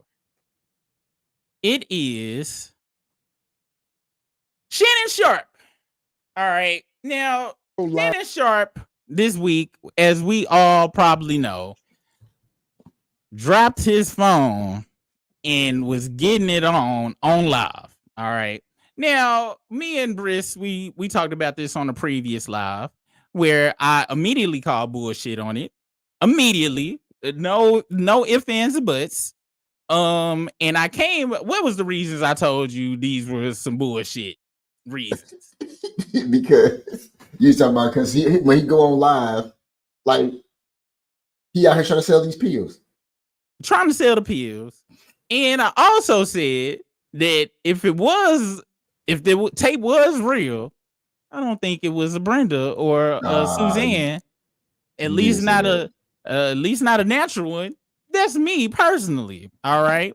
And hold on, did we send? Hold on, before I could do that, because I want to say, what was her name? Michelle. It was Michelle. Yeah. Because you tell me, you said you thought you was expecting if it was real than Michael. I said, damn, bro. But that's just me personally. Now, this is a picture of the so-called Michelle. Somebody done put this woman on SoundCloud. Well, the picture was on SoundCloud. I can only find this real. All right, here we go. So this is apparently the picture of the Michelle chick that people at least put out there. I'm not sure if this is actually her. Yeah, it says woman accused online with Shannon Sharpe during this Instagram live hookup has spoken out. Many speculate that she is the infamous Michelle, which she vehemently denies. All right. Now, my thing about this is, my friend, you let me know if my thought process is fucked up or not. Isn't this the greatest time ever to get some clout, especially if she ain't married? It says, so I put on my Black Woman Detective First 48 had and found out Michelle that Shannon Sharpe was on live with. It only took me all of 5 minutes. Introducing Shelly straight from Shannon Sharpe 431 follows. 431 follows. Tighten up. All right. My name is Nushelle, not Michelle. Nobody calls me that. That's not me. All right. Now, I'm thinking, unless this woman is married or something like that, why not just eat up the clout? Right? Why not? Guess what? There is no fucking Michelle. That shit was not real. And I think the moaning was his stylist. And this was all to sell the pills. But I'm not the only person that think this way. Let's listen to what Cameron and Mace have to say about this ordeal. Without pushing like 4 or 5 buttons. That nigga capping. Hold on. You can't go live without pushing like 4 or 5 buttons. That nigga capping, bro. You gotta push like 4 buttons to go live. You know how you pocket down somebody and you be like, oh, I called you by accident. Yeah, because you had to get a joint. You pocket down a lot, pause. Because it's just you hit the button. Live, you gotta go to Instagram, then you gotta go to post, then you gotta go to live, then they make sure that you sure you want to go live. You gotta hit 4 things to go live. And to me, that was he ain't go viral in a little minute. And he's like, yo, let me go viral. Because look, let's check out the whole scenario, America. Look, first of all, I have a few things to say about this. The vocals is too clear. How you hear it that clear if you right not next to your phone? Sound like he had a mic, Larry was telling me. Sound like he had the earpiece in. It's mad clear. You know what I'm saying? That's first and foremost. Secondly, you go up and apologize, but at the same time with your apology, you say, yo, Chad, I told you I'd get it in, man. I told you I'll get it in. So you're apologizing to ESPN, then you're bragging. Thirdly, you say, you know who called me today? Cat Williams. He said, you ain't gay today. Why you gotta make an announcement you ain't gay? If people say you gay, whatever. I don't think you need to make an announcement. I wore pink a lot of my career. People be like, hey, Cam is gay. Cam is gay. And I'll be like, bring your mother around and see what happens if you bring your mother around or your sister. Let's see how gay I am. I don't need to make an announcement that I'm not gay. I'm not saying Shannon Sharpe is gay or isn't gay. I don't care what his sexual preference is. I think this whole thing was staged. You know what happens after that? He talking about, oh, y'all crashed the site. All my merch sold out. All of a sudden, now all the merch sold out after you on IG Live grunting. So I told you. Yeah, man, I think this was a ploy. I think it's a Ponzi scam. But if it worked for you, Unc, it worked for you. But that's my personal opinion. This was a Ponzi. Me and Big Church was talking about it. All of a sudden, you apologizing, bragging, merch sells out. You're not gay. It's too much going on in one Instagram joint. Now, you heard all of that beautiful common sense from Cam. What are your thought processes on this, bro? And I got a couple of questions. First off, did you believe it was real when it first hit? Second off, now that you're hearing all of these different opinions, what are you thinking about? What are your thought processes? Well, I knew that he always be selling these pills and talking about all that stuff. I think what Cam said was pretty damn accurate. Like every single thing that he said was pretty accurate. I do I do find it funny that every time New York cats say mother, they put a V in it. Yo, bring your mother around. Like where does the V come from in mother when they go to East Coast cats? Bring your mother around. But yeah, hey, I definitely think Unc was out here setting that up for them pills, setting that up to prove he ain't gay to people. Which, hey, if you want to be gay, be gay. Ain't nobody tripping. Ain't nobody tripping. Nobody give a damn. Nobody cares about that. Nobody. So, but maybe that was bothering him. I don't know, man. Like it definitely seemed shady and suspect. Like it was definitely scripted.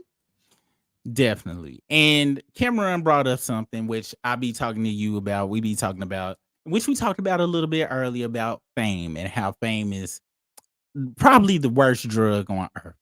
Cameron said he felt like he probably didn't go viral in a minute, which just the other week with the Marlon interview, now wasn't Cat Williams level, but I feel like he is always going to be chasing that Cat Williams dragon. And let's be real. He's never going to see that ever again. That was lightning in the bottle, once in a lifetime. That's it. That's all. That ain't never, you know how they say never. I'm saying never. Shout out to Chris Rock, Bring the Pain. This ain't never going to happen again. But how the internet works is off of infamy. The same thing we was talking about sex tape earlier when you brought up what's her name? Chloe Bailey. And you was like, oh, next you need to drop a sex tape. That's not gonna work.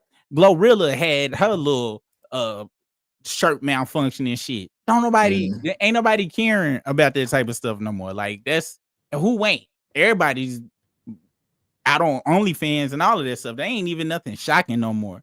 However, with him doing this thing, not showing nothing, just the grunting, it was obviously set up. And like me and you was talking about, soon as he got on with Ocho, the first thing he did, are you feeling a little underwhelmed in the bedroom department? Well, these pills can help you lift your spirits. XYZ buy these damn pills.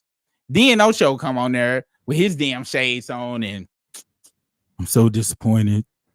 I couldn't believe what I seen today. I like nigga, that sound like a whole play to sell them damn bullshit ass Liagras. Cause they ain't real. I bet you them bitches is dark ass, they ain't baby blues and they ain't diamonds.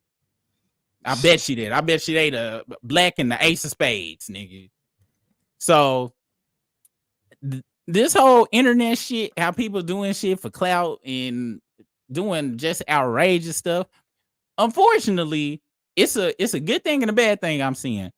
Fortunately, it's not lasting too long of a cycle no more. It used to. How long Kim Kardashian lived off their sex tape back when that dropped? She's technically still living off of it. For real though. Paris Hilton, all of them folks tried to drop the tape on purpose and lived off of it, but that was before the OnlyFans. That was before we been desensitized. So you can get a little pop and then 2-3 days is over. And this all goes back to what Kendrick was saying about the party must die. And this ain't even just with hip hop and rap. This social media shit is some bullshit right now. Like the dumbest shit, you go viral for the dumbest shit and actually get fans from it. Like people like go. I did see some comments go. Yeah, I knew he was throwing it down. I'm like, what? Really? How you gonna get a fan for grunting? And we gotta be honest, from the 2 seconds of it I listened, didn't sound like much work was being really put in for anything impressive. Lil Mama ain't popping out. And so if Lil Mama ain't popping out, just like with the OJ shit, if the damn I was gonna say he did say she was still putting the ice pack on because he beat her so bad. So maybe she ain't recovered and she still got the ice pack on it, trying to recover from the pill activity that he gave her. So she ain't been able to pop out yet because she still is recovering. That's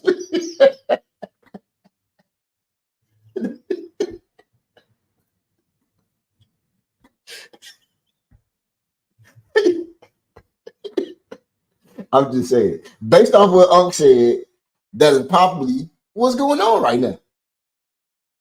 Based off what Unc said, that could be possibly what's going on right now. This nigga is a lying motherfucker, dude. And then I didn't even know he went that far with the lies. Because I couldn't get past the whole shit. The whole ice packing. And I know it's real. He definitely said it. I know it's real. But why are you trying to sell this shit? This dude is like WWE fight that he trying to sell that figure 4 all the way to the max. And it's really sad. Fame is a hell of a drug. Yo, hell of a drug, man. I get it. You getting paid, but it's gotta be a number.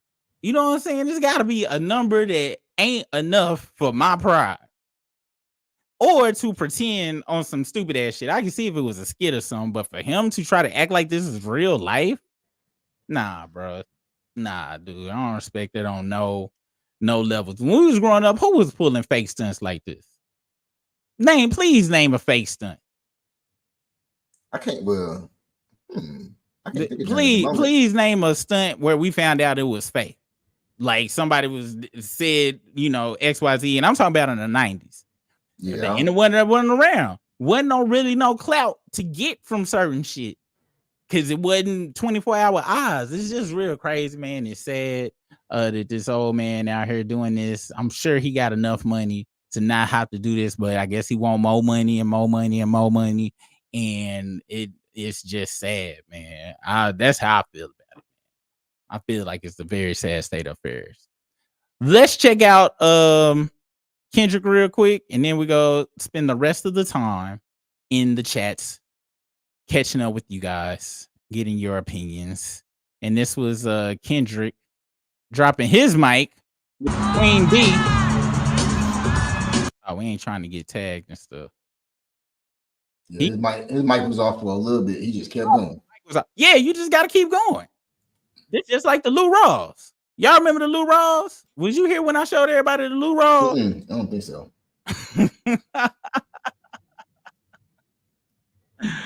Let's see. Cough. This is crazy. This is the second time I done had to reference this clip. But check this out. Check this out. This was live back in the 70s. Wasn't no auto-tune, wasn't no backing track. Them chicks back there was really singing. Son of a gun. Them chicks back there was really singing. And he had to do this on the fly, bro. Just 2 days ago, they presented. And I promise y'all, that's the last time he took some coke from a random motherfucker on the back alley. Or he might have been eating a cat before he came on stage and had a little fur in his mouth. That could have been what happened, bro. Like, I'm just saying, I'm out here just giving alternatives to what else could have happened in these situations. You got to think outside the box.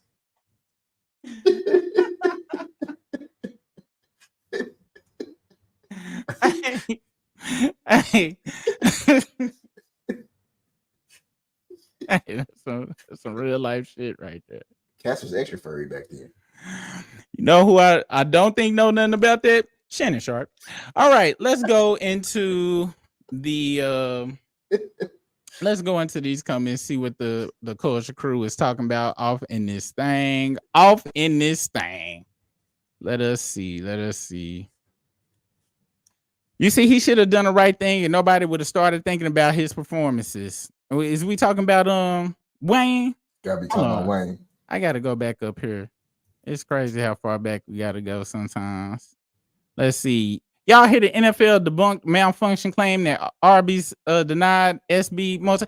Hell, who the fuck was believing that? We definitely do that. Because how you gonna come out on a song talking about we big as the Super Bowl, but then you turn the Super Bowl down? You done turned the Super Bowl. Who turning the damn Super Bowl down?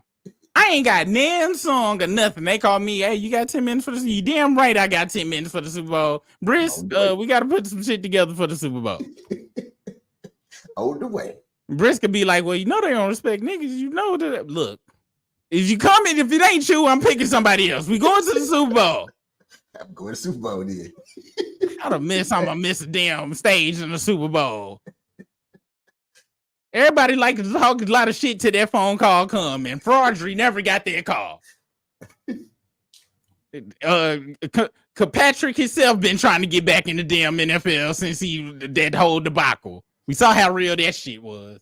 Yeah. I don't even know shit about football. I want to perform at the damn Super Bowl. Shit. Dude, folks be lying. D1 could have just said Wayne ain't healthy and Dotter's having a great year, but he put unneeded sauce on it. I ain't hear all the extra stuff he said. We missed some stuff. Yeah, I don't know what D1 said then. Let me see. Hold on. Let's go back to that article. Because they only stopped it right there. Hold on. Let's go to D1's thing and see what else he said about it.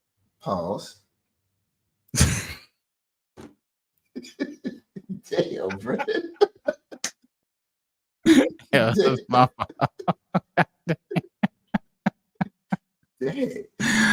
Oh shit. Let's see. What did he say? What extra sauce did he say? This is why you should never love your city more than you love God, he said in the clip. So Kendrick Lamar shouted me out in his new song. Honestly, it's been life-changing already in the last 24 hours. That's the elevation. At the same time comes the condemnation. He continues. So now they got people because they mad at my opinion at who should perform at the Super Bowl. Now they making diss tracks about me. Who? They got people saying I'm canceled for them from the city. Oh, it must be talking about Hurricane Chris. Hurricane Chris been mad at everybody. Hurricane Chris said, I'm gonna put my feelers on and just start going in. I'm coping super hard.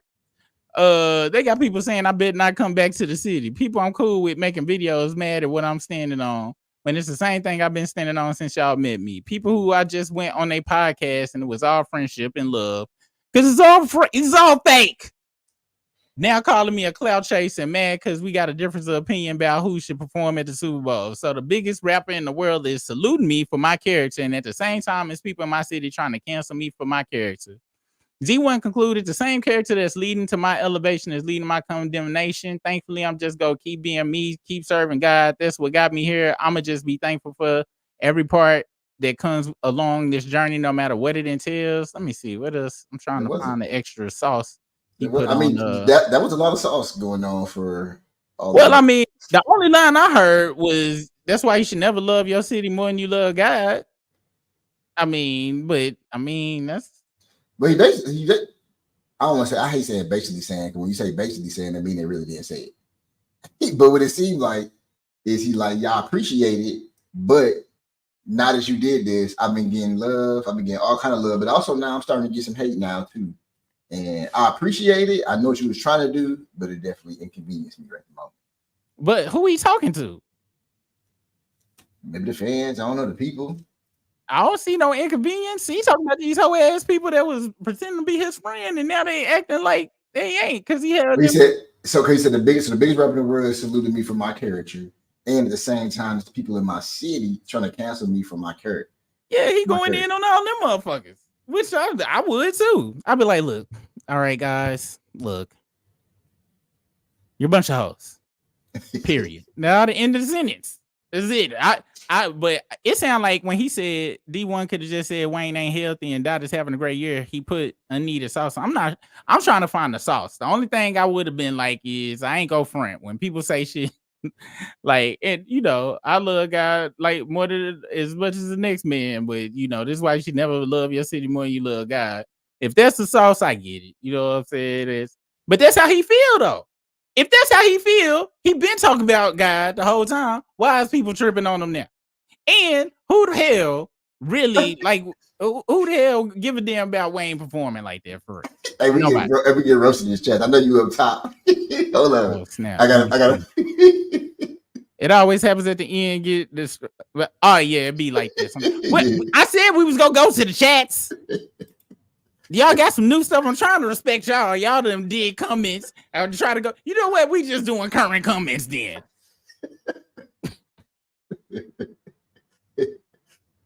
Let's see. Very weird, Stephanie. Like at 50, you 4 kids and the wife. Get your ass at home. Who we talking about now? Let's see. Now he linking up with Cat Sinat. I don't know. It's weird to me. Some dudes who all be must be talking about Fraudry and shit. Hell to the yo. Wayne just don't like to make his white fans uncomfortable, but can give a damn. Hey, he did pick up that damn skateboard and guitar real fast, and he dropped that album, and that album disappeared fast, and the motherfuckers didn't fuck with him like he thought they fucked with him at all. You remember when he dropped that rock album? I do. I do remember that. And I don't know what he was trying to do, really. For real. You know what? We do got one more story to cover. What? The Diddler and Dunn. Oh, the dude in jail? Nah, Dunn from Dirty Money. Her lawsuit against P. Diddy. He got another lawsuit? Yeah. Oh, dang, bro. Yeah. Hold on. We about to jump on about that real quick. I heard the Birdman record label blocked D1 album from coming out, but he just let it go and then say nothing about it. And I think that's why Kendrick mentioned him and got that's what's up. Hey man, people don't be understanding. Like the game is very, very cold. It's a cold ass game. People swear up and down they built for the music industry or just being famous of any kind, even internet, even this little YouTube shit. It's people, man, you got to be built a certain way. You got to have a certain level of not give a fuckness to really be able to deal with it. Dunn lawsuit against Get Diddy. And D1, he been going against the grain for a long time. So I got no respect for old buddy. You know, it's hard to be a Christian rapper but still trying to touch the people that's in the circular world and shit. Because everybody gonna have something to say. And if you can stand 10 toes down on that, I ain't got no respect. Him and Lecrae and anybody else that just want to stand on their own shit and I go with the flow and shit. I want to hear the rappers that turn down Drake features. That's who I want to hear now. But the people who did probably ain't gonna never say nothing because they don't give a fuck about Clout like that.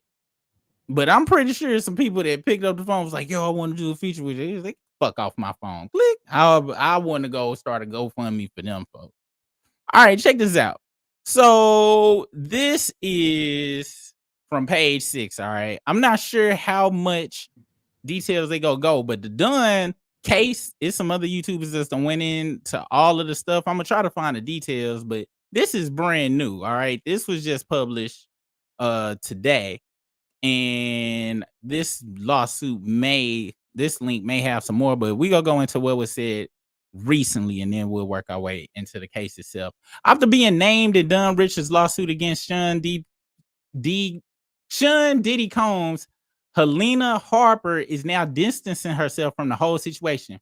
Helena Harper, I believe, was the manager of the this is a different person. I think this is the other one that was in the other member of Dirty Money and stuff.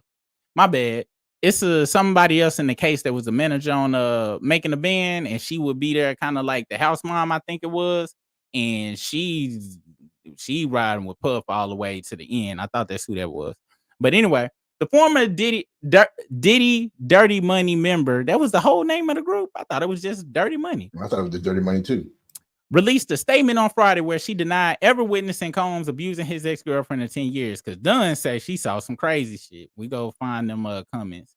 Or any behavior that could be considered abusive or unlawful while working with Bad Boy Records founder. While I fully respect Dunn's right to recount her experiences, I want to emphasize that her account reflects her personal perspective and should not be interpreted as a universal truth applicable to everyone involved. The statement, which I'm pretty sure ChatGPT put together, reads per TMZ. All right, so let's see. She continued, many of the allegations and incidents described in the suit are not representative of my experiences, and some do not align with my own truth. Richards filed a lawsuit against Diddy earlier this week, accusing him of sexual assault and inhumane treatment, while also claiming she, as well as other celebrities, witnessed him physically abuse his ex, Cassandra Cassie Ventura. In the court doc, she claimed she and Harper once urged Ventura to leave Combs after witnessing his treatment of her. When Combs got wind of the incident, Richards said he threatened them by saying, "Y'all bitches don't get in my relationship. Just make money and shut the fuck up. You bitches want to die today," according to the lawsuit. Bro, I'm gonna find the man, dude. it's crazy what she talk about in this thing, but it ain't once it all matched the video and everything that's been out about Diddy forever. And really, the more I listen to it, a bunch of record executives, like you know how in a bunch of movies in the early 2000s stuff, and how their record executives act crazy, be like, "You get the fuck out of it." They was all based on Puff, bro. Like you could tell from all these stories. But even with the 5 Heartbeats, though, remember Red? Yeah. That's just how the music game been anyway. Like it's just it's built on gangster shit, or not even gangster. It's built on my what's the word I'm looking for? It start with an M. It's built on insane people that's power thirsty that will do anything, don't care to anybody. It's been built on that. Hollywood too. Let's see. The former Danity Kane member additionally claimed she witnessed Combs throw a pan of eggs. This story was stupid. A pan of eggs on the long way to go singer as he yelled at her, "I've been asking you for my shit. I can't stand you, bitch. You never do shit right." She also alleges she saw Diddy punch the Me and You singer in the face and attempt to strangle her with his bare hands inside his LA mansion during one of their altercations. Aside from the abuse she witnessed done to them, Richards claimed Combs sexually assaulted her on several occasions, once by touching near her breast and butt while she was undressing in a changing room. Mr. Combs frequently smacked Mr. Richards' bare buttocks, and often commented on her body, noting that although she was too skinny, she had an ass, the lawsuit reads. In response to Richards' lawsuit, Combs' attorney Erica Wolf told Page Six that he is shocked and disappointed. In an attempt to rewrite history, Dunn Richard has now manufactured a series of false claims. This is from his attorney. In an attempt to rewrite history, Dunn Richards has now manufactured a series of false claims, all in hopes of trying to get a payday. Conveniently timed to coincide with her album release and press tour, the statement read in part. Richards is the latest name to join a list of cases against the disgraced media mogul. Diddy's legal woes began last November when Ventura launched a bombshell lawsuit accusing him of rape and physical abuse. The pair quickly settled their suit for an undisclosed amount within 24 hours. Months after they settled, video evidence of one of the physical altercations Cassie described in the complaint was released to the public in May 2024. Combs is currently facing lawsuits from 8 others, all of which accuse him of sexual abuse, and he's currently under investigation by Homeland Security. He done, bro. These is old things. He done. It's like they was like, all right, not we know we had all these allegations in the past, but he made whoever he made mad, and they like we about to bankrupt him, so he can't afford to do anything. Yes, and then he definitely gonna be gone. He about to paint, bro. That's exactly what's going on here. They are getting rid of all his resources, go drain him all the way dry, and they trying to make him Dame Dash status right now. I was trying to find this picture another YouTuber had brought up about the body language between him and Dunn and the other chick, which made sense to why the other chick released that statement. You could tell the other chick was like happy to be around him. Because a lot of people don't understand some of these abusive dudes, they pick and choose who they go do that to and do that around. However, I'm on it's hard because this what makes stuff so hard and complicated about abuse, especially when it's power dynamics of not only power dynamics, but fame dynamics within it. And your dream is in your hand. When it comes to fame and being a celebrity and doing your dream to make money, and this person got all the power over that and could make it go away or make it get bigger if they want to. It's crazy. It's hard that because some people was like, oh, why she wait till after all this stuff to say stuff? Well, as you see, just with somebody bringing up Baby and D1, these folks can make your projects be stand still. They can make your project not get played on the radio. I done heard artists that used to be with 3-6, man, say after they broke up or left or whatever, they gave them their money, but now they can't get their songs played in Memphis on the radio and stuff. Shout out to Tree Six. You're my favorite group. I'm sorry, you guys are shady sometimes. It is what it is, but Juicy J, go get that new Juicy J app. But with it being said, of course, she got up. How do you feel about that? People coming out the woodworks after a certain amount of time saying they saw this, saw that, but after all that, she did do the dirty money with him, and this was after she seen all of this stuff. Aubrey O'Day, who was a part of Danity Kane, been talking about Puff was doing crazy shit and having them do all sorts of weird shit. So what is your thought processes on it? Do you believe the story or do you feel it's some BS? Could be true. And like you said, they was just wanting to be famous so bad that they just let it slide. And now that they like, oh, he did, he done. Like, I'm gonna just go ahead and tell my story. Yep. Or it could have been somewhere where they wanted to tell their story, like they wanted to tell their story from the very beginning, but they just feel like they ain't had the power to do so. Or Diddy, if he was that dangerous, they're like, Diddy got a lot of money. I'm gonna just shut up and be quiet. But now they can say something.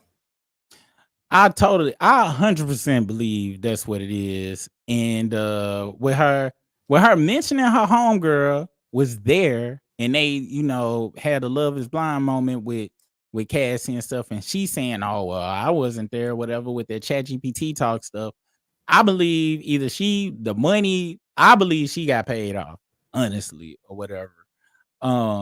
Because it's just, where they say smoke is fire, but this is Diddy we talking about. And once you seen that video, it's a wrap. You know what I'm saying? I'm believing everything. Somebody be like, yo, Puffy was taking puppies and pulling their fingernails out by they little puppy fingernails out with a chainsaw. I'm like, I know he was doing that shit. I knew Puffy was a puppy chainsaw cutter nailer. I knew he was. I had to put Slave W comment up there. Like whatever they said Diddy did, he did that shit. He did it 100%. Is always 100%. And we gonna get more and more stories probably. People been talking about it for years though. That's what's so crazy about it. I have been hearing about this Diddy stuff for a very long time. Very long time. And that tape ain't the only tape. That Cassie tape ain't the only tape. And they dropped that specifically around that time that we don't know why, but that tape was dropped specifically out. I believe that tape was dropped on some Kendrick Lamar time and type shit. That was a message to Puffy. That's why his ass went white water rafting and shit. And he probably knocking all the shit off his bucket list before it be a rap for him or whatever. You think Diddy gonna have an accident one day soon? Wow. And when I say soon, I'm talking about like in the next 2 years. Is Diddy gonna have an accident? Wow, that's a good question. Because when he threatened to like release them tapes and all the people that was on them tapes, and he been recording stuff like in his mansions for so long. Well, I'm saying he definitely did what they said he did, but he got proof for other people doing stuff. Oh yeah, he was gonna release all that. I believe the tapes got secured. I believe the tapes have been secured by the proper authorities. I believe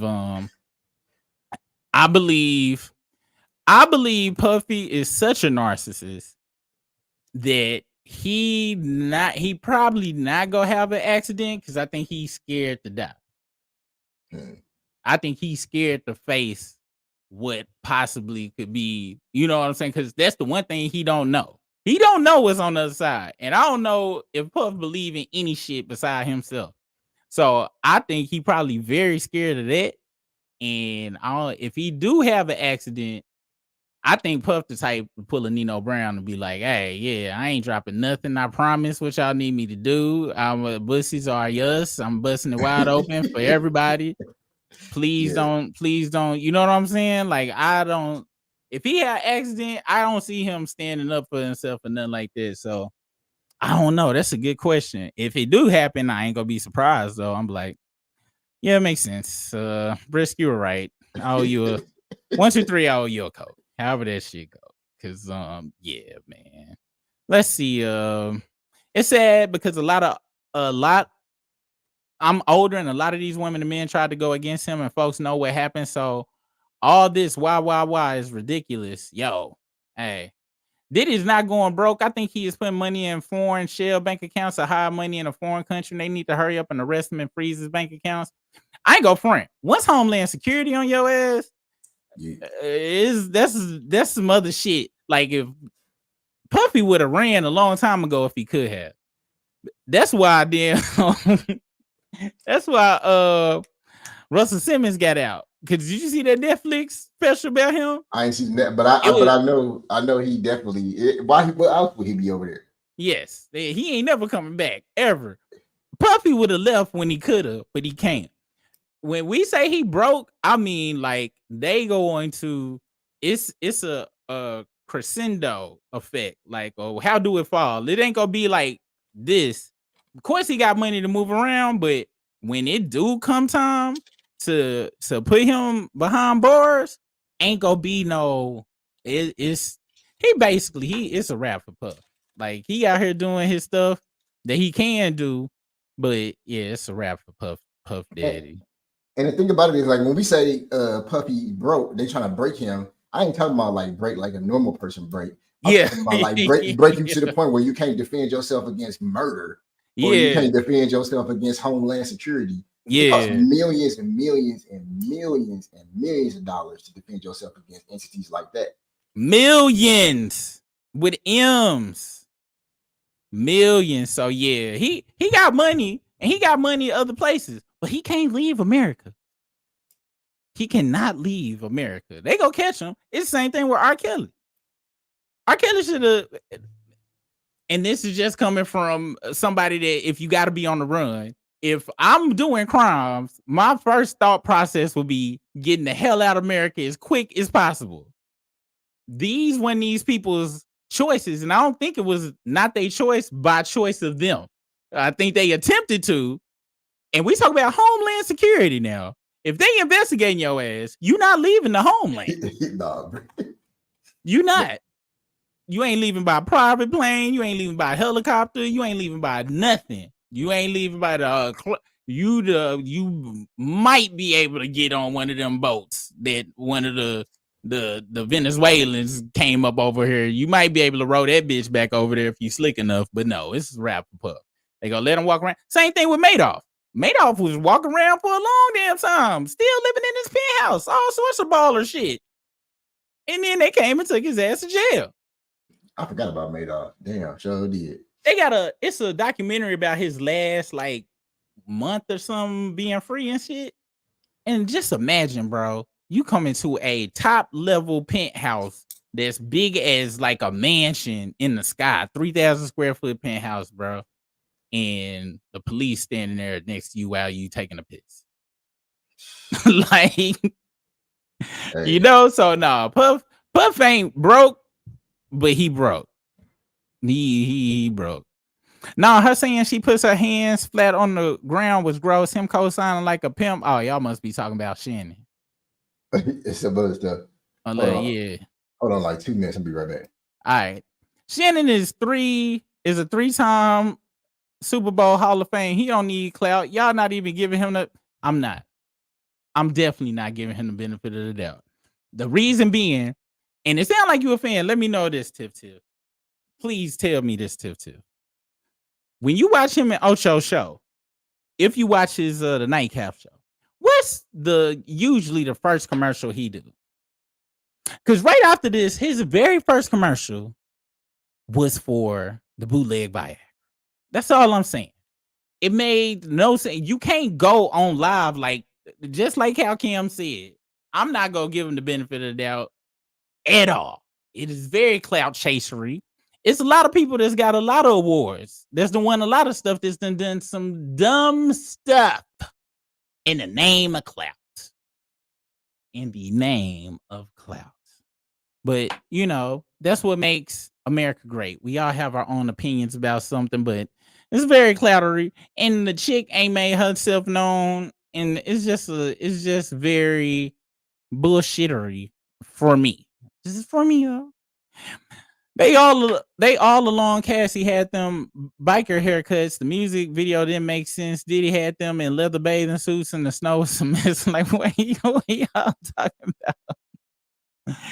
He has too much money to lose behind the scenes, to lose the mainstream deals, to go with corporate people, business deals stand because of this. He ain't gonna lose nothing. This was all. That's the thing.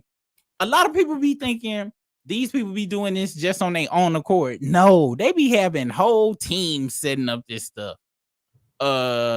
It's all smoke and mirrors, man. Everything supposed to be an accident. That's how it's always supposed to look.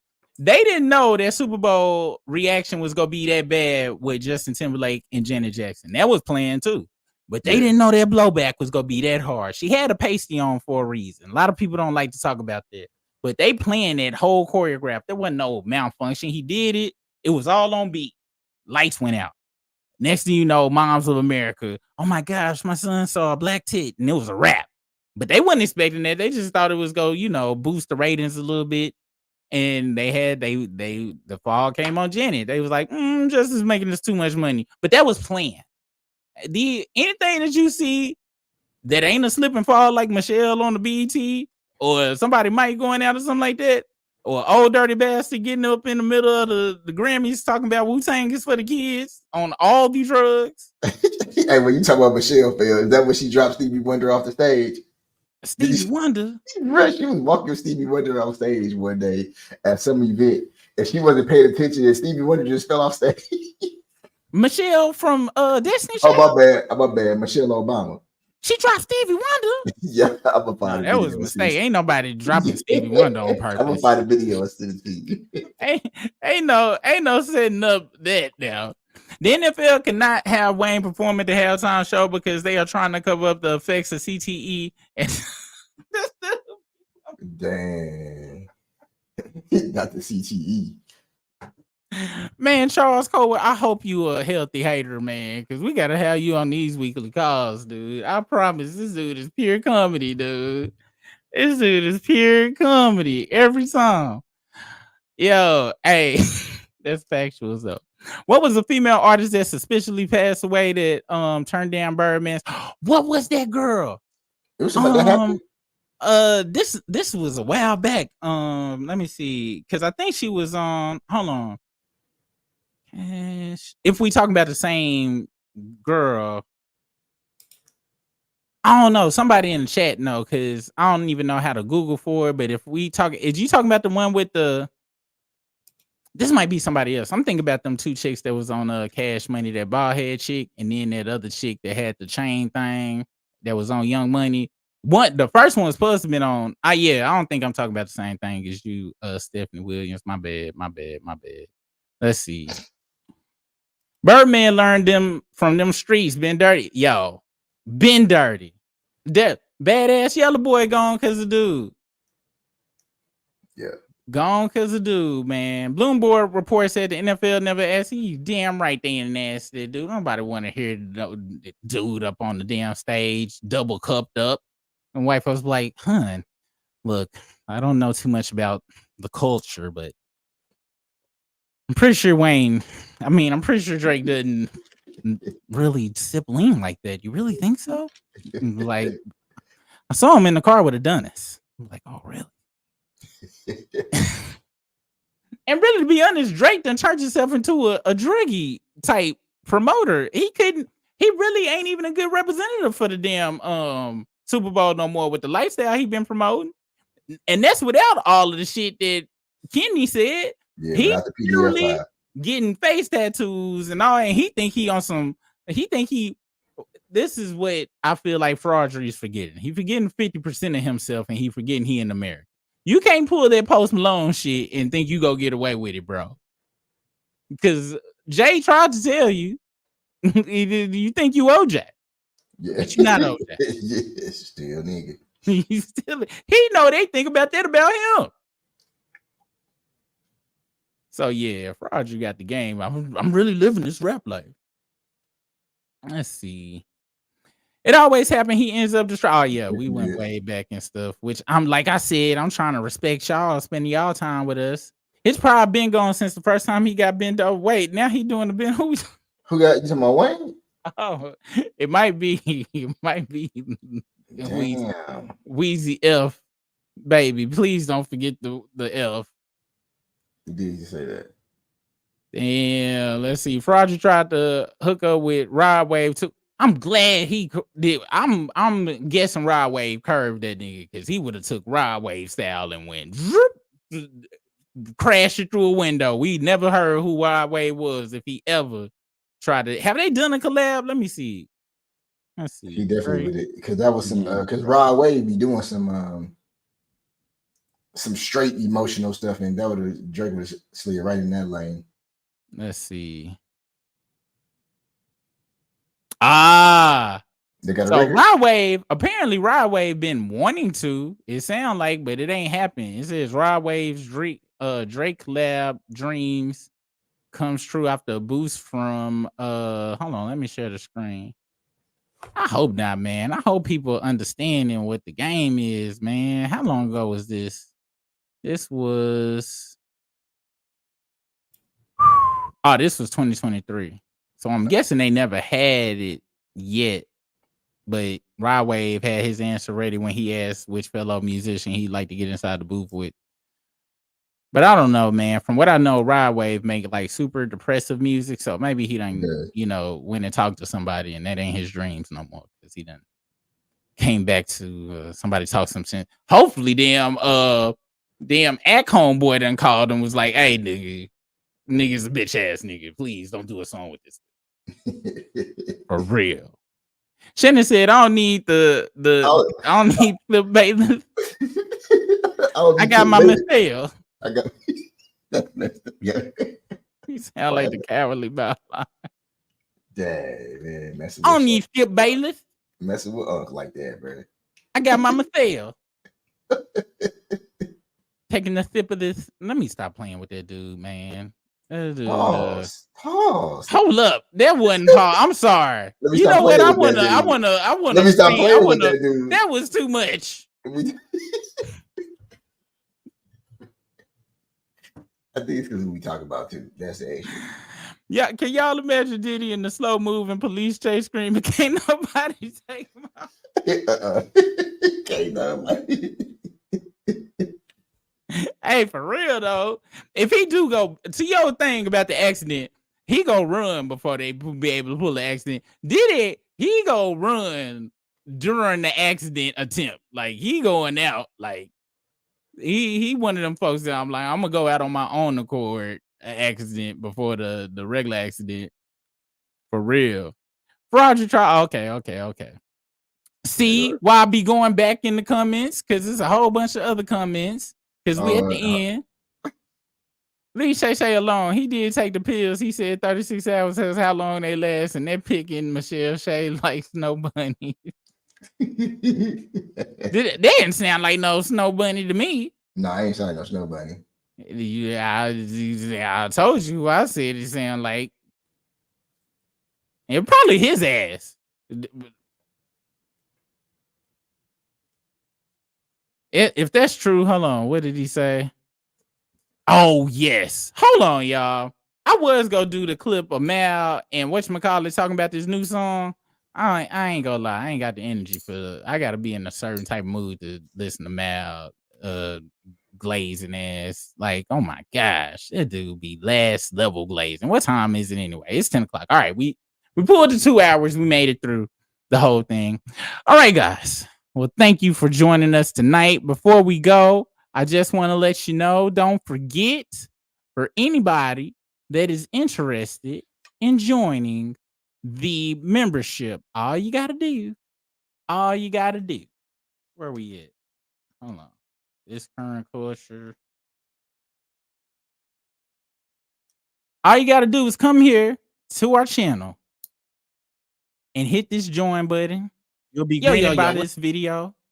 And you be a Culture Crew member, or if you want to join in on our live shows, become a healthy hater, because that's what we are around here. We some healthy haters. Healthy hate is what elevates the world. We need that. We need to be able to say, hey, this sucks. This sucks. This sucks. So that person can improve and make it a better place. Cat was funny back when Briss for a finish. Back when it was furry back then. Yo, Still like me. Oh man. Hey, that coughing joint was funny, bro. The who? That's when Lou Rawls coughing on stage. Oh yeah, man. Yeah, But that's that don't happen no more, man. Performers be passing out. I saw what's the name of that group that song? I gotta be the one you tell. What's that? Jagged Edge. Yeah. I done seen one of the twins pass out. He was drunk, didn't make it through. Be weary when y'all go to them old school concerts, man. Them folks seen Aaron Hall on all of the cocaine. Don't be afraid. Don't be afraid. That's something when you let me know what that song was about. I'm like, wow, bro. Like, I just missed it completely. Yeah. But I was a kid when I heard that. But damn, it's still. Even as a kid, me and my cousin was like, hold the fuck on. What you mean you can punch and you can hit me? It just made me horny. Are you serious? Mama, do you hear that? That's on the radio, mama. We didn't tell our mamas, but we would sit and talk like, yo, dude, why she punching and hitting on them and stuff, man? They had a nigga come out the background like, be afraid. Like, damn. But this guy hella aggressive. Damn, bro. Hey, but that's just like BBD. BBD had that song talking about they was backstage, underage, yeah. And then they ran a train on them. That is pretty wild to say. So was they underage back then, or was they just, because that's a pretty wild statement. The song was about groupies that was getting backstage, and they was Do Me Baby. Bro, but Rick James got a song talking about she was only 17. Pharrell Williams got a song called Snoop Dogg got a song called Young Girl. Then Pharrell Williams got a similar song. If you go listen to his album, I remember listening to it. Y'all think I'm BSing. Let's see if that song's still out. Hold on, let me see if I can still find it. Pharrell solo album. Shout out for the super chat. Oh Yeah. 11:15 will be wild. Wow, if he drop at 11:15, it's 10:15 right now, CST. But so West Coast time, do he be dropping on West Coast time, or he be on UTC, the Universal Time Clock, where he be synced up with the crystals and the quartz crystals and shit in Earth? That's a good question. Cause let's see, what's this track? Young Girl. Listen to this song, y'all, one day. I'm a huge Neptunes fan, but listen to the lyrics. Let's go find the lyrics of this song real quick, since we here. And let me see if I'm not tripping about what I heard in the song. Mama help, I fell in love with this young girl. My heart was soaking and broken in this young world. I wasn't trying to lead on. She didn't want to be alone, but sometimes brought me home, blah, blah, blah. Can't expect the kind little girl to be grown. I can't give a fuck who says so-and-so says crush hurt both ways. What on earth am I supposed to do? Mama help me, I fell in love with a young girl. Young girl, so in love with you. Who's rapping this? I know this is Pharrell. This is Pharrell. He sung this whole song. And I remember listening to it. I was like, what are you talking about, bro? The single girls are out tonight, but you have one word, my heart, one life, and don't be looking around. So why you looking down? I fucked up a long time ago. I see I should have never let you go. See I couldn't give a fuck what the tabloids say. As the People magazine and crushes her both ways. I'm not sure, but you sure this ain't Jay-Z? Because it said featuring Sean Carter. And then Sean Carter came on and did his rap. Hove got a young girl, still not quite 21, so high strung, still vibrant thing. I introduced myself, hi Miss Thing. You're 19. Right on the edge. Right on the edge. Wow. What? Yeah. But that's not to put nobody, one of the worst songs ever made is 13 and Good. Who the fuck sung that song? 13 and Good. And I'm not putting it in my Google so they can have the damn Homeland Security on my ass. And shout out to Lady Lex. Oh, yeah, for sure. Appreciate you on that. That super chat. I remember it is some very questionable songs out there. Like one of the worst things that it was group Field Mob. They had a song called Beat It Up. And in the lyrics of the song, the dude said something about the woman was pregnant So he was getting cat and head at the same time. He said that in a song. I'm gonna find him. I'm gonna find him lyric. I was blown away by this. Yo, I ain't gonna lie. E40 got some crazy lyrics. He got and I'm trying to find it. Let's see. It used to go, and it might not have been E40, but it was on the Click album, and it went, hold on, 16. Let's see, 16, 17, 18 up, I think it went. 16, 17, 18 up. I think. Let me Google this on this side. Let me go to my incognito because I couldn't have made this up in my head. Me and my cousin used to talk about this shit.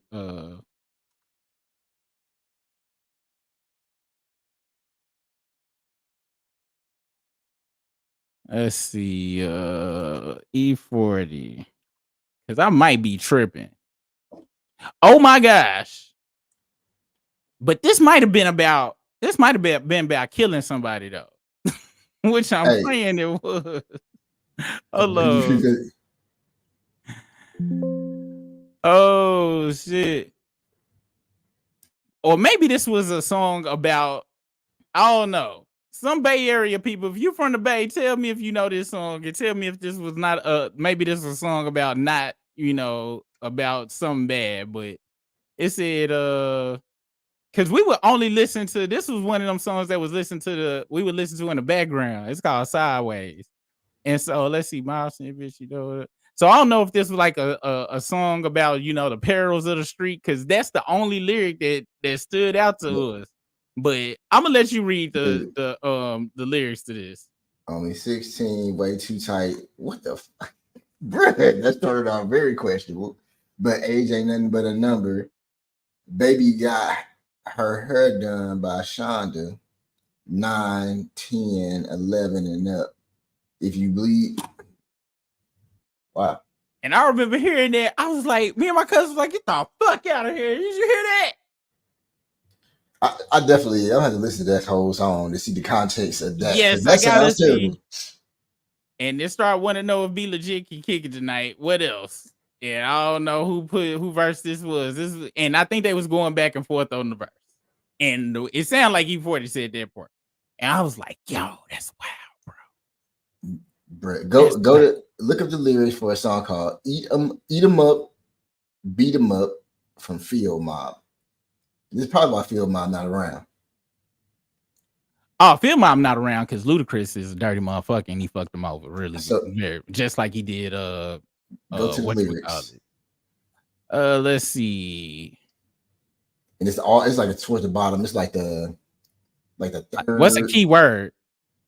Same time. Google Control F same time. Yeah. So yeah. Oh wow. Bro, like what is that? Well, I mean, this can't never happen in reality though. Yeah, but this is very true. Like that can't have that is nothing. So to me, if I was in the studio, somebody was like, bro, I'm not recording that in here. What are you doing, fam? That is. I'm gonna be honest. I might get downvoted. This just goes into creative lyricism for me personally. I was just because it can't occur. It you know what I'm cannot saying? Occur. And if it can occur, who's thinking like that? Apparently, maybe you're right. Maybe Luda was like, I had to get off of it. Ariel Smoke hit us with these Epstein bars is crazy. I ain't gonna lie. That E41, me and my cousin talked about that for you. I was like, did people know that this was they said that? But this is pre-internet, and I ain't never seen it. And I ain't gonna lie, I don't want E40 to get canceled over some lyrics. He was been married forever, from what I know and shit. So I don't know. I don't know the context of the song. Like, yeah, I had to listen to the whole song. It's a lady on Twitter. I think it's a black woman on Twitter going around exposing like these old lyrics from the 90s and stuff. Yo, It's a lot of questionable crazy. lyrics out there, bro. Fuck that, dude. You can go back to the 70s, man. Them 70s records had some crazy shit. I remember Rick James had a song. I think it was like "She's Only 17" or something like that. It was a rock band or something like that. They used to talk about that or whatever. But yeah, man, it's some very fraudulesque lyrics out there in this world. And you know, and Hey, check this out. Y'all killing the vibe. I need a drink. I'm sorry, I don't even know. Somebody told me not to go back up in the damn if I could have went back in time in the chat and stuff and got off course, y'all wouldn't let me into my own devices of thinking. Y'all know I got a brain full of random trivia and shit. Harry Smoke. Man, OBJ and Shannon are probably still popping ass. Oh, bro. Hey, it on some real shit. To sell them pills, he done uncoved a whole nother beehive of extra jokes that's going the opposite of what maybe his intended plan was to do. Because in my thought process, just like Kim said, who the hell did Prince ever come out and be like, hey, everybody stop, I'm not that way, why are you calling me that? No, Prince has continued to be Prince and let everybody say, well, fuck they was gonna say. And I bet, just like Kim said, I bet you wouldn't leave your girl around Prince ever. No, you would not. You be the dumbest person on earth to leave your girl around Prince. Yeah. Ever. I remember, I forgot, maybe they in the chat, I forgot who said it, but we was talking in the community post one time, and I was like, if I heard Prince can't walk into a party, me and my wife leaving immediately. I'm talking about immediately. You remember I Might Need Security where Jamie Foxx was talking about the first time he met Prince? Nah. He was talking about how he just glazed in his eyes. He was like, he just looked at my eyes. He was like, I was gay for like 3 minutes. That's what Jamie Foxx said. Hey. Man, have you seen I Might Need Security? I have. Jamie Foxx is funny to me, but not, I don't know. He kind of like who is he like to me? He is like he kind of like Jamie. He kind of like Kevin Hart to me, where they stand up don't really do nothing for me, but just them talking in interviews, I be about to die. Or they shows they be doing, I be about to die. Same thing with Martin. I ain't like none of Martin stand up. I ain't like Go Run Tell That. I ain't like You So Crazy. I ain't like none of his stand up. But when he was on Def Comedy Jam, he be a host and he be roasting folks. It was funny to me. So a couple of comedians where I don't like they stand up, but they funny to me in a different whatchamacallit. So it just be like this sometimes. And like he was funny on what was that? In Living Color and stuff. And on his TV show, he was hilarious and stuff. But yeah. What was I gonna say? Where was we at? Yeah, they still popping. They definitely still popping. Damn, that's crazy. People, I'd hate my name to be associated with popping ass. That's not. That is definitely not what it's supposed to be happening. That's a lot of people's favorite stand. That's like Mike Epps. Mike Epps stand up don't do it for me. Yeah, he got a couple of jokes from a couple of stand ups. Like his first one, I think had a couple, but for me, he just funny when he in his movies or when he be talking and stuff. But other than that, his stand up, I'm gonna be honest, he kind of give off the I'm Mike Epps, bitch. Y'all seen my movie. Yeah. I just said something, laugh, bitch, and that's what happened. You know what I'm saying? I seen him live one time, like a very long time ago, like when he was still really new. And every time, like he'll say some jokes and it wouldn't land, he'll just go back. He'll default back to "I'm Type Fly Security, bitch," and then everybody start laughing.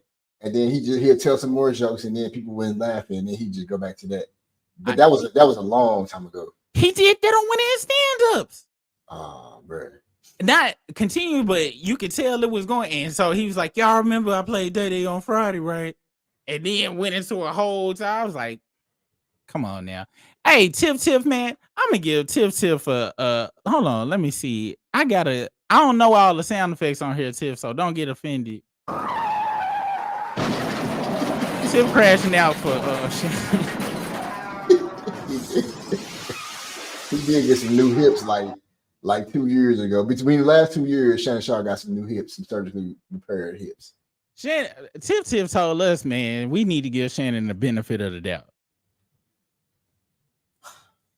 Damn. She been standing for him in the comments. She been standing up for him, and I salute you, Tiff. Tiff, you got a crush on Shannon Sharpe. I ain't mad at her. I ain't gonna lie. I just think it is. I just think it was some BS. That's what I think it was. What's the comedian name that made the joke about the woman using the baby in the toilet and he watched her go down and say, "I don't know, that little motherfucker had the fake cry."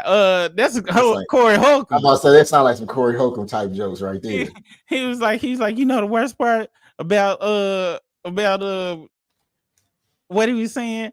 I think he had gave it a plan B or something. And he made yeah. He was like, yeah.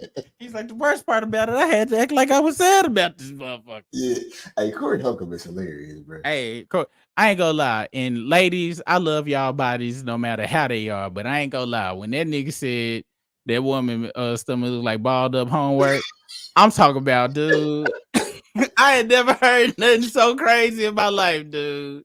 Hey, that was hilarious, dog. I'm talking about, and what's crazy about that particular set that he did, when they showed the crowd, the women, it was women that was trying to be mad, but they couldn't. It was funny. It was funny. It was just funny because it came out of nowhere. I was like, that's one of the few times that the word diabolical should have been used. That was back in the late 90s, early 2000s. That was diabolical. How he said it. He was like, yeah, that broad coming up to me talking crazy, me stomach looking like some balled up homework. I was like, get the fuck, get out of here. I had never heard nothing like that ever. Man.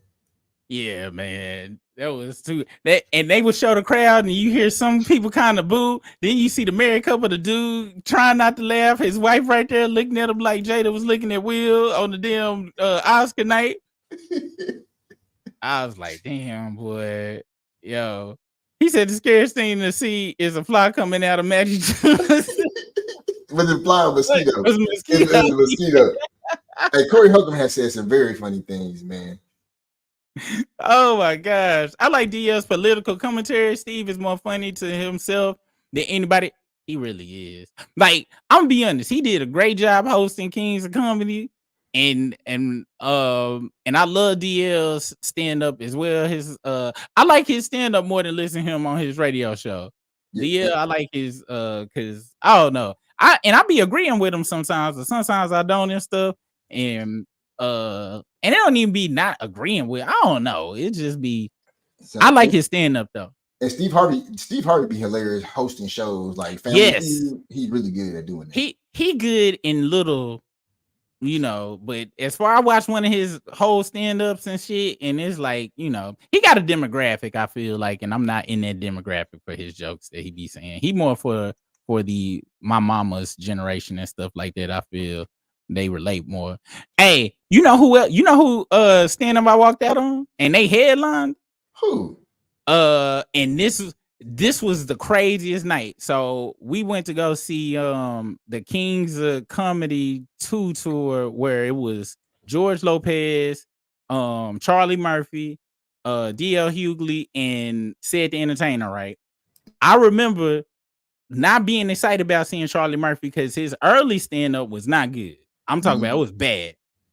Dude, and this is when he was sick and we didn't know he was sick because I remember he looked like a skeleton out there. But that dude, Charlie Murphy, killed it. When I talk about this was in San Antonio, when I tell you that dude killed it, he killed it, right? Man, and I usually leave big concerts and shows and shit because I ain't fucking with that parking. I leave them early. Man, tell me why I was excited to see Sid the Entertainer. Tell me, and George Lopez shut it down too. George Lopez shut it down, DL shut it down, and Charlie Murphy. Charlie really shut it down. And I say George was next, and then DL. Man, Sid came out there doing some damn, not even comic view level jokes, nigga. Like I'm talking about, it was like sad. like really sad. I was like, man, let's get the fuck out of here. We left like 10 minutes in his set. Really? I mean, And I'm he was disappointed. the headliner. When we was leaving, I'm pretty sure other people was like, oh, we can leave? Yeah, let's go. Because he wasn't no laughs. If he STL, man, I feel bad about that. Man, I was like, dude, and I was looking forward to seeing dude too. We straight left on him, man. I was like, man, but RP Charlie Murphy, he was hilarious, dude. He should, and his crowd work was crazy. Him and George Lopez crowd work was crazy, and DLs. Like, if you do some crowd work, it's one having a set is dope, but that off the cuff shit, I love that, man. I used to love when DL was on Comic View back in the day, and then somebody say something, he just started roasting people in the crowd. Yeah.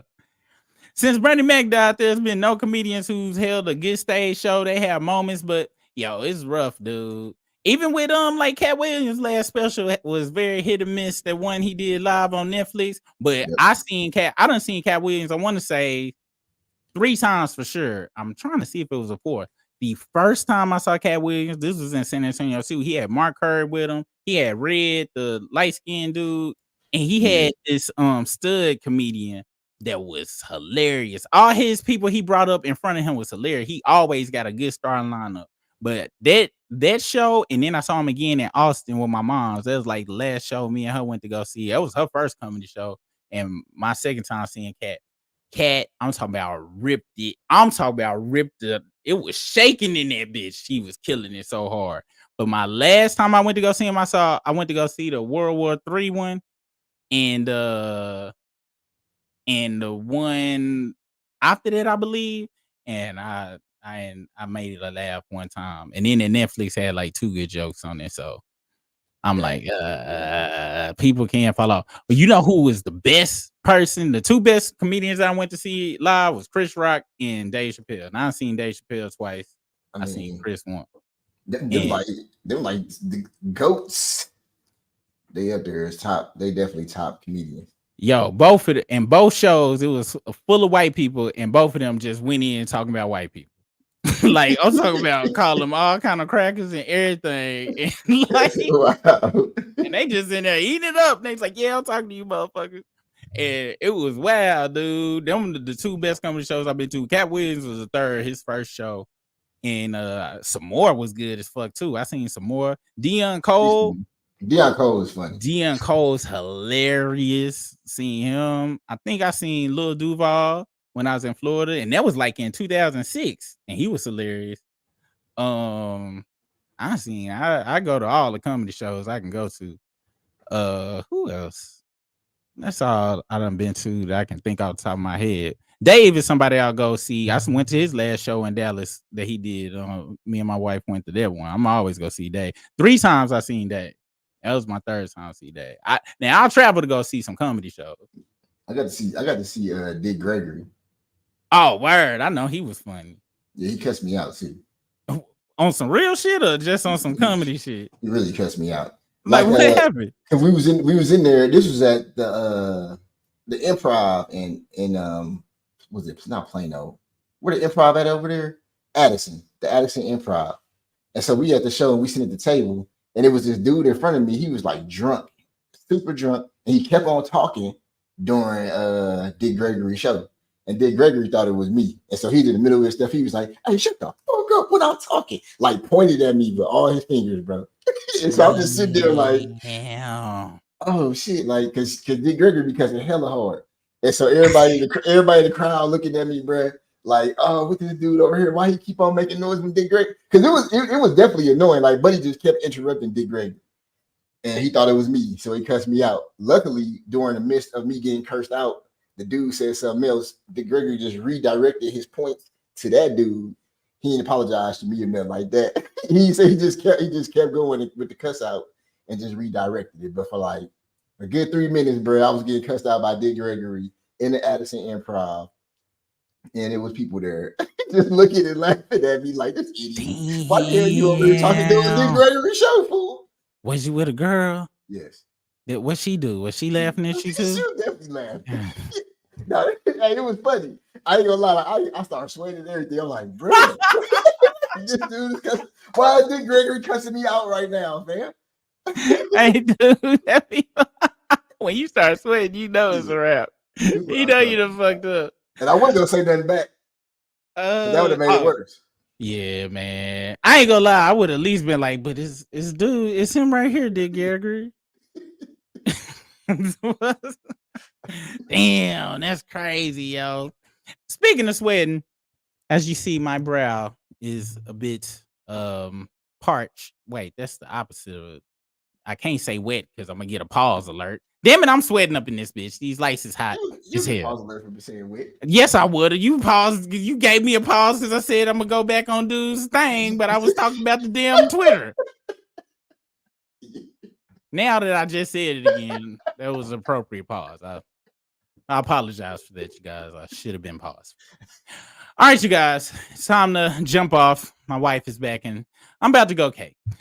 Hope you guys have a great Friday. Thank y'all for hanging out with us. Thank you for all the super chats. Thanks for all the comments. Thanks for any reactions. Just thank y'all for being here, rocking with us. Make sure if you would like to be a part of our Hateration Nation live calls, the Gathering of Haters, every Wednesday at 7, starting back again on September 26th. You just go straight to our channel, go straight to the channel. If you are a current Culture Crew member, you can just upgrade right here.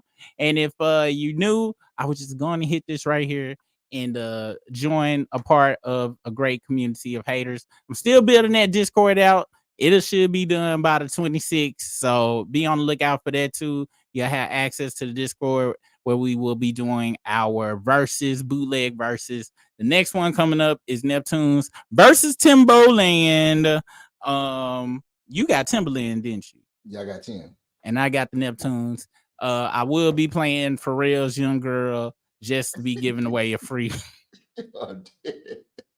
just to give away a free point after the horrible Usher play. Once again, appreciate y'all. Hope you have a good weekend. If you're at work right now, thank you for what you're doing. If you got to work tomorrow, thank you for what you're doing. And if you off tomorrow, please enjoy it to the fullest. See you guys on the flip side. Peace out. Ain't nothing wrong with eating cat.